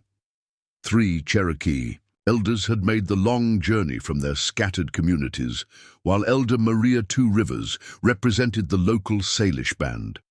Iron Bear stood at the center of the circle, his silver hair catching the flickering light from the sacred fire that had been kindled in Bull's stone hearth. The children sat in order of age, from Thomas down to little Sarah, their faces painted with traditional symbols that marked them as participants in one of their people's most solemn rituals. Bull felt profoundly out of place among the gathered wisdom of 7 tribes, but Iron Bear had insisted on his presence throughout the ceremony. "You cannot become family from outside the circle," the elder had explained. "You must witness the bonds being forged, must accept the responsibilities being offered." The ceremony began with the calling of the ancestors, each elder speaking the names of those who had passed before, inviting their spirits to witness this unprecedented joining. The names rolled like thunder through the small cabin: warriors and peacemakers, mothers and medicine men, children who had died too young, and elders who had lived long enough to see their world transformed beyond recognition. When Iron Bear spoke Thomas's parents' names, The boy's carefully maintained composure finally cracked. Tears flowed freely down his face as he heard his mother and father honored among the ancestors, their spirits called to bless this new beginning for their son and the 8 children he had chosen to protect. Mary reached over and took Thomas's hand, her own eyes bright with unshed tears. One by one, the other children joined the chain of connection until all 9 were linked in a circle of support that seemed to glow with its own inner light. "We gather tonight to heal what has been broken," Iron Bear began, his voice carrying the authority of generations. "These children have been torn from their families by violence and grief. They have wandered as strangers in a hostile land. But they have not wandered alone, and they have not wandered without purpose." He gestured toward Bull, who sat at the edge of the circle feeling larger and more awkward than ever. "And they have found protection in unexpected places, kindness from an unexpected source, a man who saw children in need and opened his heart despite the cost." Bull shifted uncomfortably as 7 pairs of ancient eyes studied him with varying degrees of curiosity and approval. He'd faced down armed men without flinching, but something about these elders' collective gaze made him feel exposed in ways that had nothing to do with physical vulnerability. "Tonight, we make legal what the heart has already decreed," Iron Bear continued. "These 9 children will be formally adopted into my family line. They will carry the protection of Cherokee law and the strength of Cherokee blood. But they will remain here, in this place they have chosen as home, under the guardianship of the man who has already proven his worthiness through actions rather than words." Elder Crow. Feather rose slowly, her aged frame moving with the careful dignity of someone who had seen 8 decades of joy and sorrow. She carried a beautifully crafted pipe, its stem decorated with intricate beadwork that caught the firelight. "I have lived long enough to see many changes," she said, her voice surprisingly strong despite her frail appearance. "I have seen my people driven from ancestral lands, seen families scattered like leaves in autumn wind, but I have also seen new families form from the fragments of the old. I have seen love transcend blood, transcend race, transcend the boundaries that small minds try to build between human hearts." She lit the pipe with a coal from the sacred fire, drew deeply, and passed it to Iron Bear. The ritual sharing continued. Around the circle, each elder adding their blessing to the smoke that would carry their prayers to the spirit world. When the pipe reached Bull, he hesitated. He'd never participated in any kind of religious ceremony beyond the simple Christian services of his childhood, and he felt the weight of traditions far older than his own culture. "Breathe deeply," Iron Bear instructed gently. "Let the smoke. Carry your promise to the ancestors. Promise that you will protect these children not as property or charity, but as family. Promise that you will honor their heritage even as you guide their future." Bull drew on the pipe, feeling the sacred smoke fill his lungs, and spoke from his heart. "I promise to love them as my own. I promise to protect them with my life. I promise to help them remember where they came from while building where they're going." The words seemed to hang in the air like visible things, joining the smoke in its journey to whatever realm the ancestors inhabited. Several of the elders nodded approval, and Bull felt something settle in his chest. A sense of rightness, of belonging to something larger than himself. The formal adoption ceremony that followed was conducted entirely in Cherokee, but Bull found he could follow the emotional rhythms even without understanding the specific words. Each child was called forward individually to be claimed by Iron Bear as his own grandchild. They responded with traditional phrases that Thomas had taught them, accepting the bonds being offered. When Sarah's turn came, the tiny girl approached Iron Bear with her corn-husk doll clutched tightly in her small hands. The sight of her, so young, so brave, so determined to be worthy of this ancient ritual, brought tears to Bull's eyes that he didn't bother to hide. Iron Bear knelt to Sarah's level and spoke to her in the gentlest Cherokee bull had ever heard. Whatever he said made Sarah smile and nod eagerly. She held out her doll for Iron Bear to examine, speaking in careful Cherokee that was clearly newly learned, but pronounced with the precise care of a child determined to get it right. "She's asking her new grandfather to bless her doll," Elder Standing Wolf translated quietly for Bull's benefit. "She says the doll has been her only family for many months, and she wants to make sure it's welcome in the new family too." Iron Bear accepted. The corn-husk doll, with the same solemn ceremony he might have used for a sacred relic. He spoke to it directly, apparently introducing it to the ancestors and requesting their protection for the small girl who cherished it. Then he returned it to Sarah with a blessing that made her face shine with joy. The ceremony continued past midnight, each element building on the last, until Bull felt saturated with tradition and meaning. There were songs in languages he didn't recognize, stories that seemed to stretch back to the beginning of time, and ritual exchanges of gifts that bound the participants together in networks of obligation and affection. But it was during the guardian blessing that Bull truly understood what he was accepting. Iron Bear called him to the center of the circle and began a chant that the other elders joined, their voices weaving together in harmonies that seemed to vibrate in Bull's bones. "You are no longer a stranger taking in orphans," Iron Bear said. When the chanting concluded, "You are now the chosen guardian of my grandchildren, selected by their family to guide and protect them. This carries the same weight as blood kinship in our law.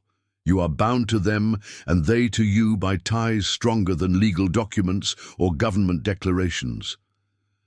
Elder Two Rivers stepped forward, with a beautifully beaded vest that seemed to glow. "In the firelight, this belonged to my late husband," she said as she helped Bull into the garment. "He was a bridge between worlds, like you are becoming. Wear it with honor." The vest fit perfectly, and Bull felt its weight like a mantle of responsibility and belonging. Around the circle, the children watched with expressions of joy and pride, as if seeing him formally accepted into their extended family was the final piece of a puzzle they'd been working to complete. "There's one more element," Iron Bear said, as the formal ceremony concluded.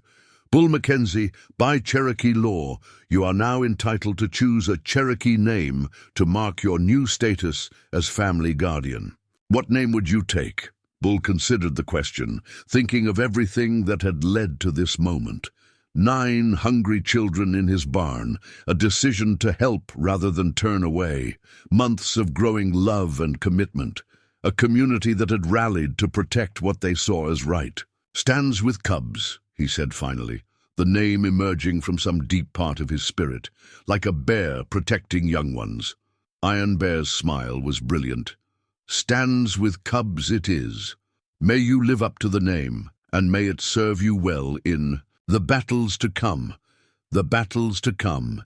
Even in this moment of joy and spiritual connection, the reality of their situation lurked at the edges of consciousness. Montgomery and his soldiers were still out there. The federal government's authority had not been diminished by Cherokee ceremony, only complicated. As if summoned by Bull's anxious thoughts, the sound of approaching horses broke the sacred atmosphere. Multiple riders moving fast through the darkness. The elders immediately began extinguishing the ceremonial fire and gathering their sacred objects, their movements efficient with the practice of people who had learned to disappear quickly when necessary. "How many?"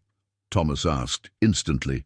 Alert despite the late hour, Bull peered through the shuttered window, counting the silhouettes against the starlit sky. 8, maybe 10. Coming hard. "Military?" Morrison asked. He'd remained on the porch throughout the ceremony, keeping watch with Dr. Brennan and several other neighbors who'd volunteered as sentries. "Can't tell yet, but they're not trying to. Be quiet about it." Iron Bear stood with calm dignity, apparently unworried by the approaching threat. "Let them come," he said simply. The ceremony is complete. The bonds are forged. Whatever happens now, these children are legally my family, and you are legally their guardian under tribal law. Will that be enough? Mary asked, unconsciously moving closer to the younger children. We're about to find out, Bull replied grimly, checking his rifle. The riders thundered into the yard in a cloud of dust and aggressive noise. Bull recognized Agent Montgomery immediately, his pale face twisted with rage and determination. Behind him rode Deputy Collins and 8 soldiers in uniform, their weapons ready but not yet drawn. "Mackenzie!" Montgomery's voice cracked like a whip. "Federal! Warrant! Open up immediately!" Bull stepped onto his porch, the beaded vest catching moonlight as he moved. Behind him, Iron Bear emerged with serene dignity, followed by the 7 tribal elders who arranged themselves in a line of formidable authority. Montgomery's confidence faltered slightly at the sight of so many witnesses, but he pressed forward. "You're harboring federal fugitives, Mackenzie. This ends tonight." "Wrong," Iron Bear said calmly, stepping forward with a leather portfolio. "These children are no longer federal wards. They have been legally adopted into Cherokee families and placed under tribal guardianship. Here are the documents, properly witnessed and sealed according to Cherokee law." Montgomery snatched the papers and squinted at them in the moonlight. Bull watched the federal agent's face grow increasingly pale as he read the formal adoption decrees and guardianship arrangements. "This is meaningless," Montgomery finally exploded. "Cherokee tribal law doesn't supersede federal authority." "Actually, it does," a new voice said from the darkness. Lawyer Hartwell emerged from the shadows, where he'd been waiting with additional documentation. "I've just returned from the territorial capital with a federal court injunction. Any attempt to remove these children without challenging the Cherokee adoption in court would constitute violation of established tribal sovereignty rights." Montgomery's face went from pale to purple. "You can't hide behind legal technicalities forever." "We're not hiding," Bull said firmly. "We're standing in the open on our own land, protecting our family according to law. You want to challenge Cherokee sovereignty? Take it to federal court. Until then, you're trespassing."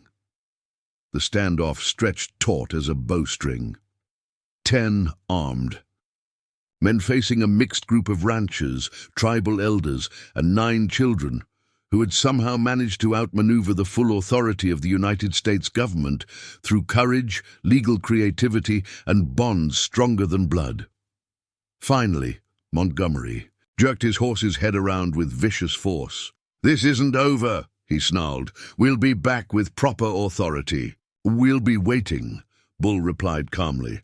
As the federal agents rode away in defeat, Bull felt little Sarah's small hand slip into his. He looked down at her upturned face, bright with trust and love. "Did we win, Papa Bull?" she asked, using the name that had emerged naturally during the past weeks. Bull squeezed her hand gently, looking around at his impossible, wonderful, legally protected family. "We won this round, sweetheart, and that's enough for tonight." But even as joy flooded through him, Bull knew Sarah was right to ask. They had won a battle, not the war.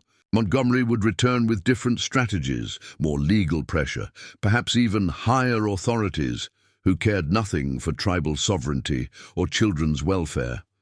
The difference was that now they would face those challenges not as a lonely rancher and 9 refugee children, but as a legally recognized family with the backing of 7 tribes and the protection of laws older than the nation trying to tear them apart.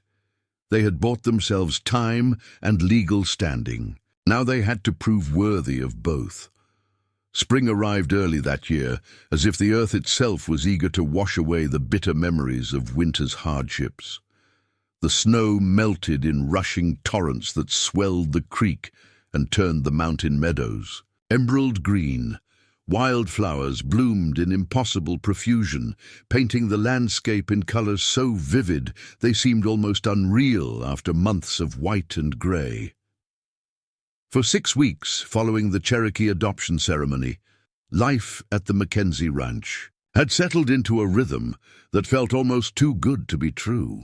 The children threw themselves into their work with renewed energy, their legal security having lifted a weight none of them had fully realized they'd been carrying.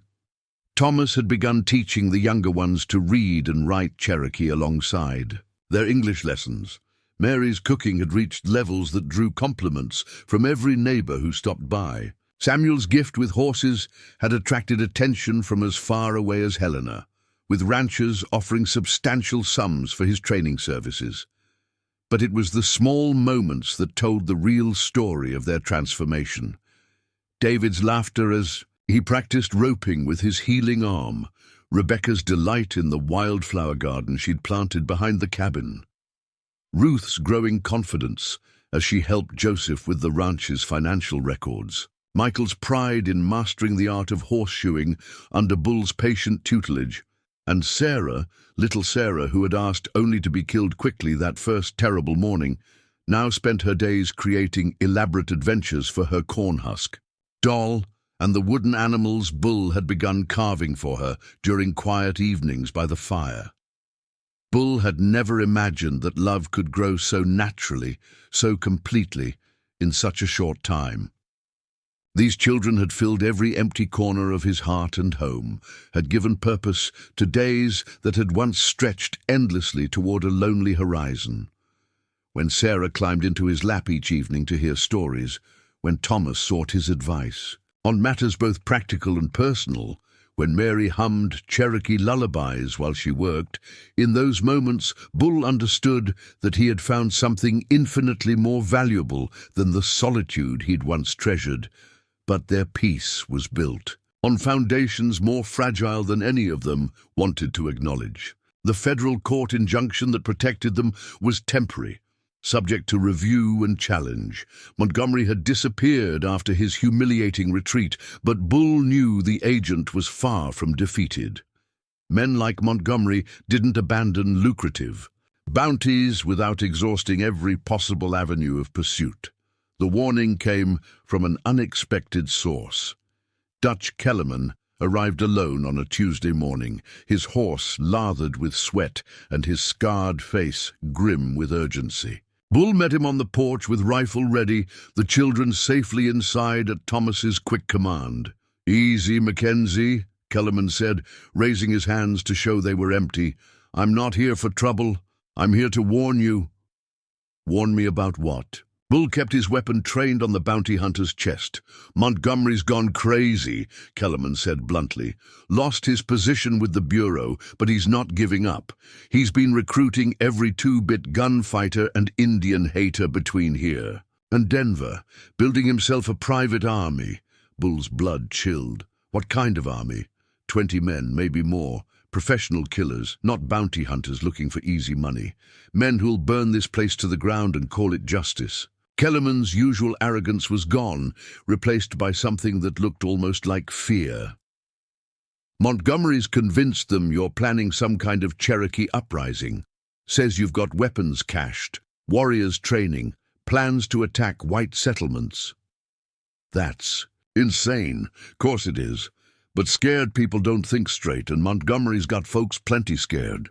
He's been spreading stories about Cherokee massacres, about white children stolen and corrupted. Half the territory believes you're running a war camp up here." Bull studied Kellerman's face, searching for signs of deception.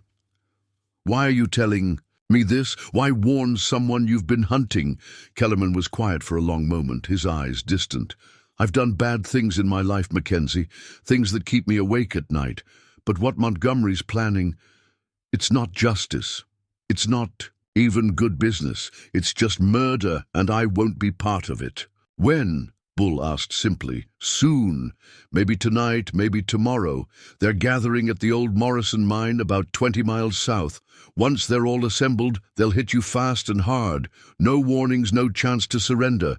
Montgomery wants to make an example that'll keep other whites from helping Cherokee runaways." The door behind Bull opened, and Iron Bear stepped onto the porch. The elderly Cherokee had remained at the ranch since the adoption ceremony, claiming he wanted to ensure the children's adjustment to their new legal status. But Bull suspected the old man's real motivation was protective. Iron Bear sensed the same gathering storm that kept Bull awake at night. "Mr. Kellerman," Iron Bear said calmly, "an unexpected visitor." Kellerman's face tightened with old shame. "Elder, didn't expect to see you here. Life brings many unexpected encounters, some more welcome than others."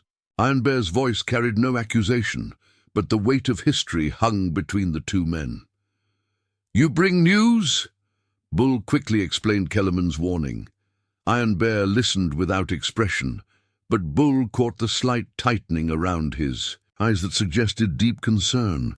20 men, Iron Bear mused. Professional killers. Yes, that would be Montgomery's style. He always preferred overwhelming force to fair fights. "You know him?" Bull asked. "We have history. Montgomery was at Sand Creek under Colonel Morrison's command. He developed particular expertise in what the military called Indian pacification."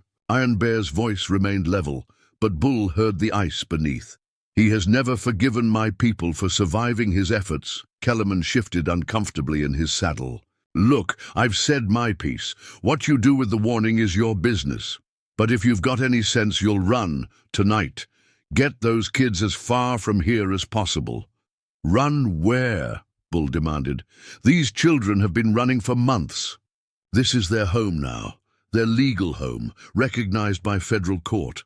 "Legal don't matter if you're dead," Kellerman replied bluntly. "Montgomery's past caring about courts and laws. He wants blood, and he's got the men to take it."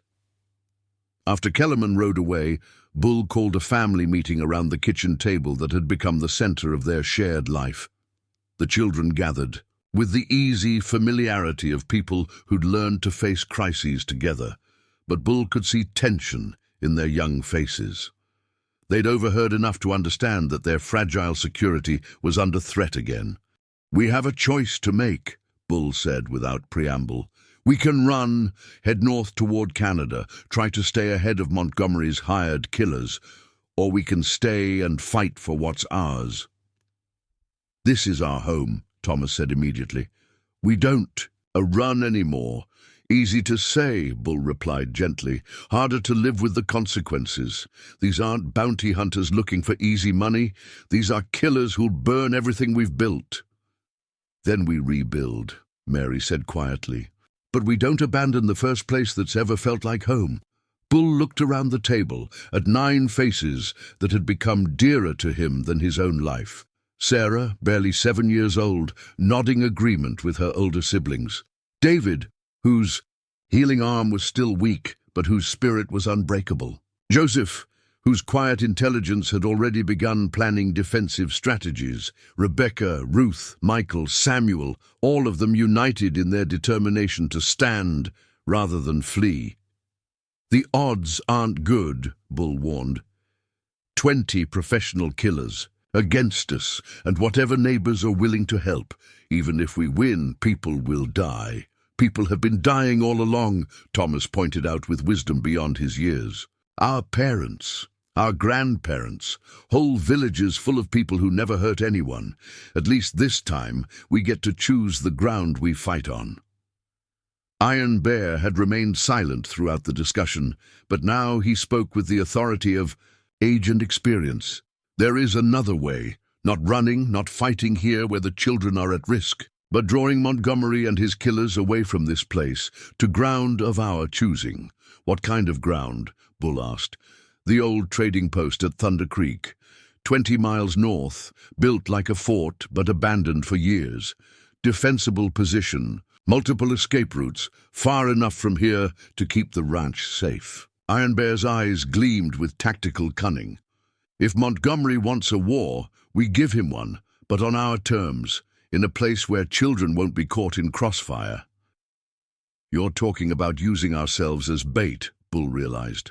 "I'm talking about protecting what matters most," Iron Bear corrected. "The children stay here with trusted neighbors as guards. We take our fight to Thunder Creek and end this threat permanently." We? Bull raised an eyebrow. Iron Bear's smile was sharp as a blade. Did you think I would let Montgomery escape justice again? This is personal business, long overdue for settling. The plan that emerged over the next several hours was audacious in its simplicity. Bull, Iron Bear, Thomas, and a handful of volunteer neighbors would make themselves visible leaving the ranch, ensuring Montgomery's spies saw them heading north toward Thunder Creek. The younger children would remain hidden at the ranch under the protection of Dr. Brennan, Morrison, and several other trusted men. It's too dangerous, Mary protested when she learned that Thomas planned to participate in the mission. You're barely 15 years old. Old enough to make my own choices, Thomas replied firmly. Old enough to help protect my family. He comes, Iron Bear declared, ending the argument. This fight is about more than land or legal documents. It's about the right of Cherokee people to determine their own destiny. Thomas represents that future. His presence makes our stand meaningful. As evening approached, the volunteers began arriving. Morrison, grim-faced and heavily armed. Patterson from the general store, carrying more ammunition than Bull had ever seen in civilian hands. Dr. Brennan's young assistant, Billy Harper, whose reputation with a rifle was already legendary. Even Mrs. Collins appeared, demanding to be included despite her husband's absence on territorial business. Those children have become part of this community, she declared when Bull tried to dissuade her. We protect our own, regardless of the risks. By midnight, 15 men and women had gathered at the ranch, ready to follow Bull and Iron Bear to Thunder Creek.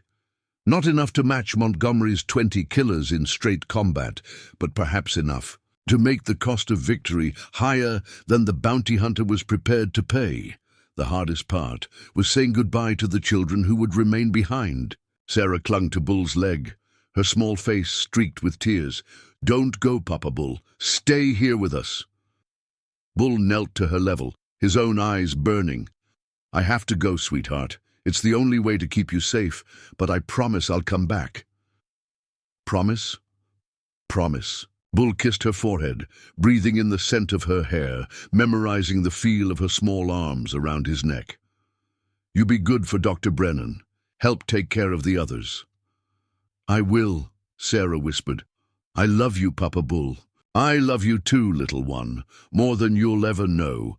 The ride to Thunder Creek took 3 hours through mountain terrain that grew increasingly treacherous as they climbed. Bull had visited the abandoned trading post only once, years ago, but he remembered its strategic advantages. Built into a rocky outcrop, with commanding views of the surrounding valleys, it would be nearly impossible to approach without being seen. They reached the post just before dawn, settling into defensive positions among the weathered log buildings. Iron Bear took charge of strategy with the easy authority of a man who'd fought more battles than he cared to remember. They'll come from the south, he predicted, studying the terrain through Bull's field glasses. Montgomery thinks like a soldier, straight assault, overwhelming force. He won't expect us to be ready for him. What if we're wrong? Morrison asked. What if he goes after the ranch instead? Then we've miscalculated badly, Iron Bear admitted. But Montgomery's pride won't let him ignore a direct challenge. When he learns we're here, waiting for him, he'll come. Men like Montgomery always choose the dramatic gesture over the practical solution. As the sun climbed higher, casting long shadows across the alpine meadow below, Bull found himself thinking of the children safely hidden at the ranch. He'd gambled everything on this desperate plan, risked not just his own life, but the future of 9 young people who depended on him. But as he checked his rifle and settled into position behind the trading post's thick walls, Bull felt no regret. Some things were worth fighting for. Some families were worth dying for, and if Montgomery wanted a war, he'd chosen the wrong family to threaten. In the distance, dust clouds began to rise against the morning sky. 20 riders, moving fast toward Thunder Creek, Montgomery's private army, coming to collect their blood money. Bull smiled grimly and took aim at the approaching storm. The battle for his family's freedom was about to begin.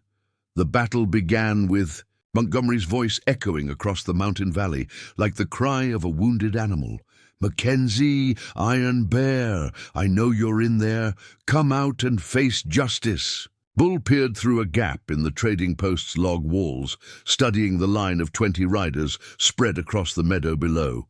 Montgomery sat his horse in the center, no longer the polished government agent, but a man consumed by obsession. His clothes were trail-worn, his face gaunt with the fanaticism of someone who'd sacrificed everything for a single bitter purpose. "Justice?" Iron Bear called back, his voice carrying clearly in the thin mountain air. "Is that what you call the massacre of women and children? Is that what you called it at Sand Creek?" Montgomery's face contorted with rage. Sand Creek was war. These children you're protecting are enemy combatants, raised to hate white civilization. "They're children who want nothing more than to live in peace," Bull shouted. "Children who've found a home and family. If that threatens you, Montgomery, maybe you should examine your own conscience." "Conscience?" Montgomery's laugh was ugly as breaking glass. "My conscience is clear, Mackenzie. I'm protecting white families from Cherokee savages, just like I always have." The first shot came without warning, fired by one of Montgomery's hired killers who'd grown impatient with talk. The bullet splintered wood inches from Bull's head, and suddenly the mountain valley erupted in gunfire. Bull had fought in the Civil War, but that had been army against army, organized units with clear objectives. This was something else entirely. A desperate defense by 15 volunteers against 20 professional killers who fought with the ruthless efficiency of men who killed for money. "Stay low," Iron Bear commanded, his own rifle barking as he picked off a gunman who'd tried to flank their position. "Let them come to us. Make them pay for every yard." The trading post's thick log walls provided good protection, but Montgomery's men were experienced in siege warfare. They spread out, using the rocky terrain for cover, maintaining steady pressure while probing for weaknesses in the defense. Thomas crouched beside Bull, his young face set with determination that reminded Bull painfully of the boy's first morning in the barn. But this wasn't the scared, starving child who'd whispered about death. This was a young warrior fighting for everything that mattered. "Papa Bull," Thomas said during a brief lull in the gunfire, "whatever happens here, I want you to know you gave us something we'd lost. You gave us hope."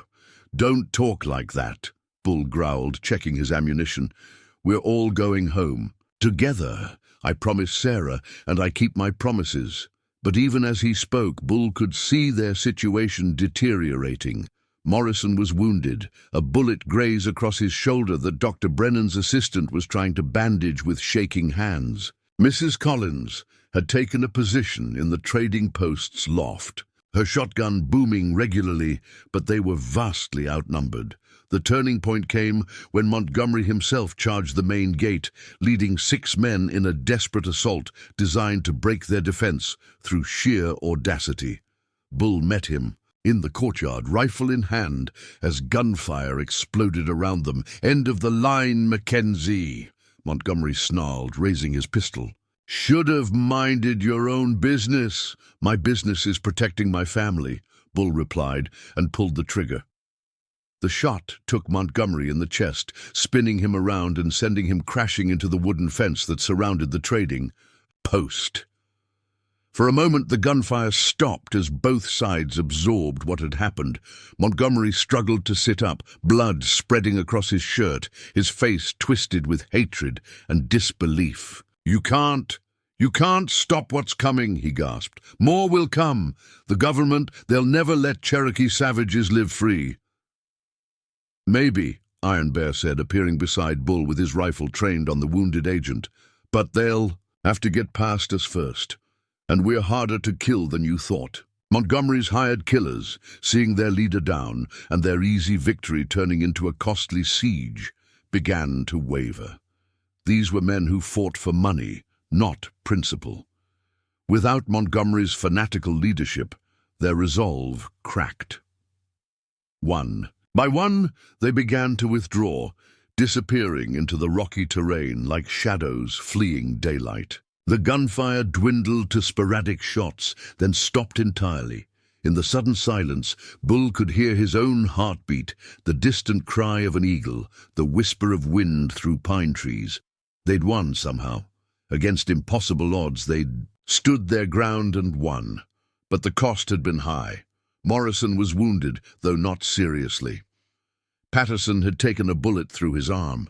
Two of the other volunteers bore injuries that would take weeks to heal, and Montgomery himself lay dying in the courtyard, his breath coming in shallow gasps. "Should we?" Thomas began, then stopped, unable to finish the question. Bull knew what the boy was asking. The merciful thing would be to end Montgomery's suffering quickly, but as Bull looked down at the man who'd caused so much pain, who'd threatened everything Bull held dear, he found he couldn't pull the trigger again. "Let him be," Iron Bear said quietly. "Let him face whatever judgment awaits him. We're not executioners." Montgomery died as the sun reached its zenith, his final words a curse against Cherokee people that followed him into whatever darkness claimed his spirit. Bull felt no satisfaction in the man's death, only relief that the threat was finally ended. The journey back to the ranch seemed to take forever, though it was barely past afternoon when they crested the final ridge and saw the buildings spread below them. Bull's heart leapt as he spotted movement in the yard, the children, safe and whole, running toward them with Dr. Brennan close behind. Sarah reached him first, launching herself into his arms with such force that he staggered. "Papa Bull, you came back! You promised, and you came back!" "I always keep my promises," Bull said, holding her tight while the other children crowded around. Mary, tears streaming down her face as she hugged Thomas. Joseph, quiet as always but beaming with relief. David, Rebecca, Ruth, Michael, Samuel. All of them safe, all of them home. "Is it over?" Mary asked, searching Bull's face for the truth. "It's over," Bull confirmed. "Montgomery's dead, his men scattered. No one's going to threaten this family again." But even as he spoke the words, Bull knew they weren't entirely true. There would always be other Montgomerys, other men who saw Cherokee children as problems to be solved rather than lives to be cherished. The fight for acceptance, for the right to exist as a mixed family in a hostile world, would never truly end. The difference was that now they would face those challenges. Together, bound by bonds stronger than blood and protected by laws they'd fought to establish. The Cherokee adoption had given them legal standing. The community's support had given them allies. The victory at Thunder Creek had given them breathing room.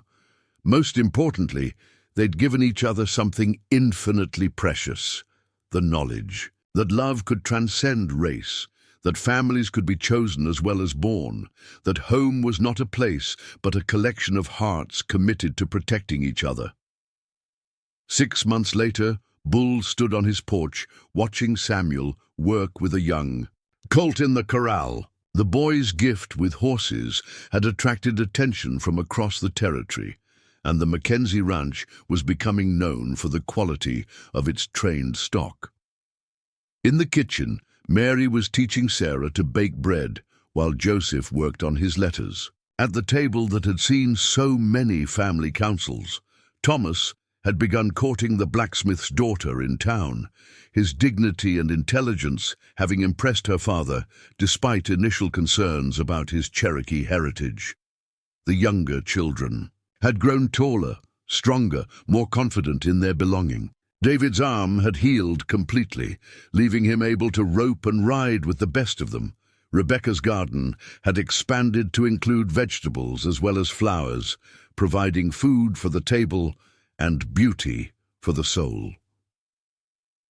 Dr. Brennan visited regularly, not just as their physician, but as a friend who'd earned his place in their extended family through courage and loyalty. Morrison had recovered from his wound and frequently brought news from town, where public opinion had shifted dramatically in favor of the Cherokee children who'd proven their worth through honest work and decent behavior.